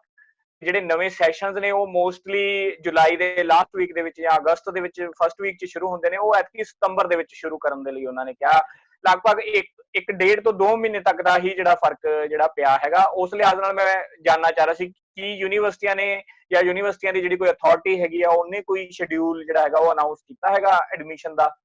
ਨਹੀਂ, ਹਾਲੇ ਤੱਕ ਇਹ ਜਿਹਾ ਮੇਰੀ ਨਜ਼ਰ 'ਚ ਕੋਈ ਨਹੀਂ ਆਇਆ। ਪਰ ਇਹ ਜੋ ਤੁਸੀਂ ਦੱਸ ਰਹੇ ਹੋ ਇੱਕ ਬੜੀ ਵਾਜਬ ਜੀ ਗੱਲ ਆ ਕਿ ਤੁਸੀਂ 2-3 ਮਹੀਨੇ ਦਾ ਡਿਲੇ ਦੇ ਦਿਓ। ਔਰ ਸਟੂਡੈਂਟ ਜਿਹੜੇ ਫੋਰਨ ਸਟੂਡੈਂਟਸ ਆ ਉਹਨਾਂ ਦੇ ਮਾਮਲੇ 'ਚ ਇਹ ਥੋੜਾ ਜਿਹਾ ਜ਼ਿਆਦਾ ਵਕਤ ਚਾਹੀਦਾ, ਕਿਉਂਕਿ ਪ੍ਰੋਸੈਸ ਥੋੜਾ ਲੰਬਾ ਹੁੰਦਾ। ਤੁਸੀਂ ਵੀਜ਼ੇ ਲਈ ਅਪਲਾਈ ਕਰਨਾ, ਉਹ ਆਉਣਾ। ਸੋ ਆਈ ਮੀਨ ਇਹ ਇੰਨਾ ਆਸਾਨ ਨਹੀਂ ਆ ਕਿ ਜਿੱਦਾਂ ਆਪਾਂ ਕਹੀਏ ਕਿ ਅਸੀਂ ਲੋਕਲ ਕਿਸੇ ਯੂਨੀਵਰਸਿਟੀ 'ਚ ਦਾਖਲਾ ਲੈਣਾ। ਸੋ ਮੇਰੇ ਖਿਆਲ 'ਚ ਉਹਦੇ 'ਚ ਥੋੜਾ ਜਿਹਾ ਜਿਹੜਾ ਵਕਤ ਆ, ਜੇ ਅਸੀਂ ਕੋਈ ਸਟੂਡੈਂਟ ਸਤੰਬਰ ਤੇ ਦੇਖ ਰਿਹਾ ਸੀ, ਮੇਰੇ ਖਿਆਲ 'ਚ ਹੁਣ ਸ਼ਾਇਦ ਅਗਲੇ ਸਾਲ ਦੀ ਪਹਿਲੀ ਜਿਹੜੀ ਜਨਵਰੀ ਆ ਉਹ ਇੱਕ ਵਾਜਬ ਜੀ ਜਿਹੜੀ ਹੋਏਗੀ, ਤਵੱਕੋ ਹੋਏਗੀ ਕਿ ਉਦੋਂ ਤੱਕ ਸਾਰਾ ਕੁਝ ਸ਼ੁਰੂ ਹੋ ਜਾਏਗਾ। ਜੀ ਬਿਲਕੁਲ ਨਵਚੇਤਨ, ਤੁਸੀਂ ਬੜੀ ਇੱਕ ਉਮੀਦ ਵਾਲੀ ਗੱਲ ਘੱਟੋ-ਘੱਟ ਦੱਸੀ। ਪੰਜਾਬ ਦਾ ਜਿਹੜਾ ਨੌਜਵਾਨ ਆ ਜਿਹੜਾ ਪੂਰੀਆਂ ਇਸ ਟਾਈਮ ਅੱਖਾਂ ਖੋਲ ਕੇ ਤੇ ਵੇਖ ਰਿਹਾ ਹੈਗਾ ਵੀ ਕਦੋਂ ਯੂਨੀਵਰਸਿਟੀਆਂ ਦੇ ਤੇ ਵੀਜ਼ੇ ਦੇ ਦਰਵਾਜ਼ੇ ਖੁੱਲਣ ਤੇ ਉਹ ਜਿਹੜੀ ਉਹ ਮਿਹਨਤ ਕਰ ਰਿਹਾ ਆਈਲੈਟਸ ਤੇ ਜਾਂ ਹੋਰ ਚੀਜ਼ਾਂ ਦੇ ਉੱਤੇ ਜਾਣ ਦੀ ਤਿਆਰੀ 'ਚ, ਵੀ ਉਹਨੂੰ ਉਹ ਮੌਕਾ ਖੁੰਝਣਾ ਜਾਵੇ ਜਿਹੜੇ ਜਾ ਕੇ ਆ ਉਹ ਉਹਨਾਂ ਦੇ ਨਾਲ ਜਾ ਕੇ ਰਲੇ। ਇਹ ਇੱਕ ਉਮੀਦ ਵਾਲੀ ਤੁਸੀਂ ਦਿੱਤੀ ਹੈ ਕਿ ਇਹ ਬਾਤ ਦਸਤੂਰ ਜਿਹੜਾ ਜਾਰੀ ਰਹੇਗਾ। ਤੇ ਮੈਨੂੰ ਲੱਗਦਾ ਕਿ ਇਹ ਮੌਜੂਦਾ ਘੜੀ ਦੇ ਵਿੱਚ ਜਿਹੜੀ ਆ ਆਰਥਿਕ ਸਥਿਤੀ ਆ, ਤੁਸੀਂ ਉਹਦੇ ਬਾਰੇ ਬਹੁਤ ਸਾਰੀ ਜਿਹੜੀ ਲਾਹੇਵੰਦ ਤੇ ਗੰਭੀਰ ਜਾਣਕਾਰੀ ਜਿਹੜੀ ਦਿੱਤੀ ਹੈਗੀ ਆ। ਉਮੀਦ ਕਰਦੇ ਹਾਂ ਕਿ ਅਗਲੇ ਐਪੀਸੋਡ ਦੇ ਵਿੱਚ ਆਪਾਂ ਇਹਨੂੰ ਹੋਰ ਜਿਹੜੀ ਆ ਗਹਿਰਾਈ ਨਾਲ ਵੇਖਾਂਗੇ ਤੇ ਉਦੋਂ ਤੱਕ ਜਿਹੜੀ ਨਵੀਂ ਡਿਵੈਲਪਮੈਂਟ ਆਉਂਦੀ ਹੈ ਤੁਸੀਂ ਉਹ ਵੀ ਸਾਡੇ ਨਾਲ ਸਾਂਝੀ ਕਰੋਗੇ। ਜਾਂਦੇ ਜਾਂਦੇ ਕੋਈ 2 ਲਫ਼ਜ਼ ਤੁਸੀਂ ਕਹਿਣਾ ਚਾਹੁੰਦੇ ਹੋ? ਜਗਦੀਪ, ਨਿਸ਼ਚੈ ਹੀ ਆਈ ਥਿੰਕ ਪਹਿਲੀ ਗੱਲ ਤਾਂ ਇਹ ਹੈ ਕਿ ਦੇਖੋ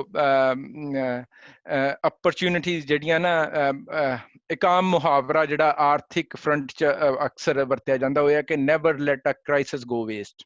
ਠੀਕ ਹੈ, ਇਹ ਸਾਰਾ ਕੁਝ ਜੋ ਵਾਪਰਿਆ ਇਹਦੇ ਲਈ ਸਾਨੂੰ ਇਹ ਕਈ ਕੁਝ ਸਿਖਾ ਕੇ ਗਿਆ। ਠੀਕ ਹੈ, ਮੇਰੇ ਖਿਆਲ 'ਚ ਸਭ ਤੋਂ ਪਹਿਲੀ ਗੱਲ ਤਾਂ ਹਰ ਇੱਕ ਦੀ ਇਹੀ ਹੈ ਕਿ ਸਾਰੇ ਜਿਹੜੇ ਆ ਉਹ ਸੁਰੱਖਿਅਤ ਰਹਿਣ।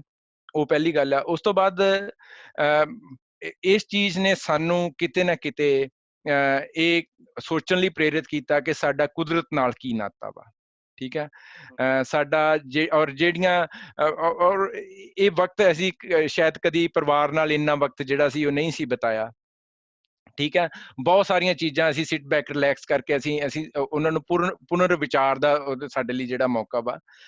ਜਿਹੜੀ ਗੱਲ ਆਪਾਂ ਕਰ ਰਹੇ ਹਾਂ ਕਿ ਦੇਖੋ ਜ਼ਿੰਦਗੀ, ਮੈਨੂੰ ਬਾਰ-ਬਾਰ ਮੈਂ ਪਹਿਲਾਂ ਵੀ ਕਿਤੇ ਗੱਲ ਕਰ ਰਿਹਾ ਸਾਂ, ਮੈਨੂੰ ਕੁਲਵੰਤ ਵਿਰਕ ਹੋਰਾਂ ਦੀ ਜਿਹੜੀ ਖੱਬਲ ਕਹਾਣੀ ਆ ਮੈਨੂੰ ਉਹ ਯਾਦ ਆਉਂਦੀ ਆ ਵੀ ਉਹਦੀ ਕਹਾਣੀ ਦੀ ਸਬ ਟੈਕਸਟ ਤੇ ਇਦਾਂ ਹੀ ਆ ਕਿ ਜ਼ਿੰਦਗੀ ਕਦੇ ਨਹੀਂ ਰੁਕਦੀ। ਉਹ ਕਹਿੰਦਾ ਕਿ ਉਹ ਬੇਟਾ ਪੁੱਤਰਾ ਖੱਬਲ ਵੇਖੀ ਆ ਨਾ ਜ਼ਮੀਨ 'ਚ, ਉਹਨੂੰ ਕਿੰਨੀ ਵਾਰ ਵਾਹੀਦਾ ਵਾ ਤੇ ਪੱਟ ਕੇ ਆਂਦਾ ਜ਼ਮੀਨ 'ਚ ਬਾਹਰ ਸੁੱਟ ਦੇਈਦਾ, ਪਰ ਉਹ ਫਿਰ ਵੀ ਕਿਤੇ ਨਾ ਕਿਤੇ ਜਿਹੜਾ ਫੜ ਹੀ ਲੈਂਦੀ ਹੈ। ਸੋ ਜ਼ਿੰਦਗੀ ਦੀ ਤਸਵੀਰ ਇਦਾਂ ਦੀ ਹੈ, ਚੀਜ਼ਾਂ ਤੁਰ ਪੈਣਗੀਆਂ। ਇਸ ਯੂਨੀਵਰਸਿਟੀ ਨੇ ਬਹੁਤ ਸਾਰੀਆਂ ਅਪਰਚੂਨਿਟੀਜ਼ ਜਿਹੜੀਆਂ ਲੋਕਾਂ ਲਈ, ਖਾਸ ਕਰ ਐਜੂਕੇਸ਼ਨ ਲੈਵਲ ਤੇ, ਮੈਂ ਐਜੂਕੇਸ਼ਨ ਲੈਵਲ ਤੇ ਜਿਹੜਾ ਇਹਦਾ ਇੰਪੈਕਟ ਹੈ ਜਗਦੀਪ, ਮੈਂ ਉਹਨੂੰ ਬਿਲਕੁਲ ਨਿਰਾਸ਼ਾ ਦੇ ਤੌਰ ਤੇ ਨਹੀਂ ਦੇਖਦਾ। ਦੇਖੋ, ਆਪਾਂ ਇਹ ਨਾ ਹੁੰਦਾ ਤਾਂ ਸ਼ਾਇਦ ਆਪਾਂ ਇੰਨੇ ਸੀਮਲੈਸਲੀ ਲਾਈਕ ਏਡੀ ਦੂਰ ਬੈਠੇ ਆਪਾਂ ਗੱਲ ਨਾ ਕਰ ਰਹੇ ਹੁੰਦੇ, ਆਪਾਂ ਨੂੰ ਸ਼ਾਇਦ ਜ਼ੂਮ ਦਾ ਪਤਾ ਨਾ ਹੁੰਦਾ। ਠੀਕ ਆ, ਔਰ ਨਵੇਂ ਜਿਹੜੇ ਆਪਾਂ ਦੇਖਾਂਗੇ ਭਵਿੱਖ 'ਚ ਕਿ ਜਿਹੜੇ ਨਵੇਂ ਪਲੇਟਫਾਰਮ ਆਉਣਗੇ ਜਿੱਥੇ ਜਿਹੜਾ ਦੁਨੀਆ ਦਾ ਰਾਤਾ, ਮੈਨੂੰ ਪਤਾ ਦੁਨੀਆ 'ਚ ਡਿਬੇਟ ਚੱਲ ਰਹੀ ਹੈ ਕਿ ਗਲੋਬਲਾਈਜੇਸ਼ਨ ਦਾ ਅੰਤ ਆ, ਪਰ ਇਹ ਨੈਸੈਸਰੀ ਜ਼ਰੂਰੀ ਨਹੀਂ ਹੈ ਕਿ ਇਹ ਇਦਾਂ ਹੀ ਹੋਵੇ। ਇਹਦੇ 'ਚ ਬਹੁਤ ਕੁਝ ਜਿਹੜਾ ਵਾ ਉਹ ਚੰਗਾ ਵੀ ਨਿਕਲੇਗਾ। ਪਰ ਫਿਲਹਾਲ ਜਿਹੜੀ ਲੋੜ ਆ ਉਹ ਇਹ ਹੈ ਕਿ ਸੁਰੱਖਿਅਤ, ਪਹਿਲੀ ਚੀਜ਼ ਆਪਣੀ ਸੁਰੱਖਿਆ ਜਿਹੜੀ ਆ ਉਹ ਬਹੁਤ ਲਾਜ਼ਮੀ ਆ। ਜੇ ਜਾਨ ਆ ਤਾਂ ਭਵਿੱਖ ਬਾਰੇ ਸੋਚਣ ਦਾ ਵੇਲਾ ਵੀ ਹੈਗਾ।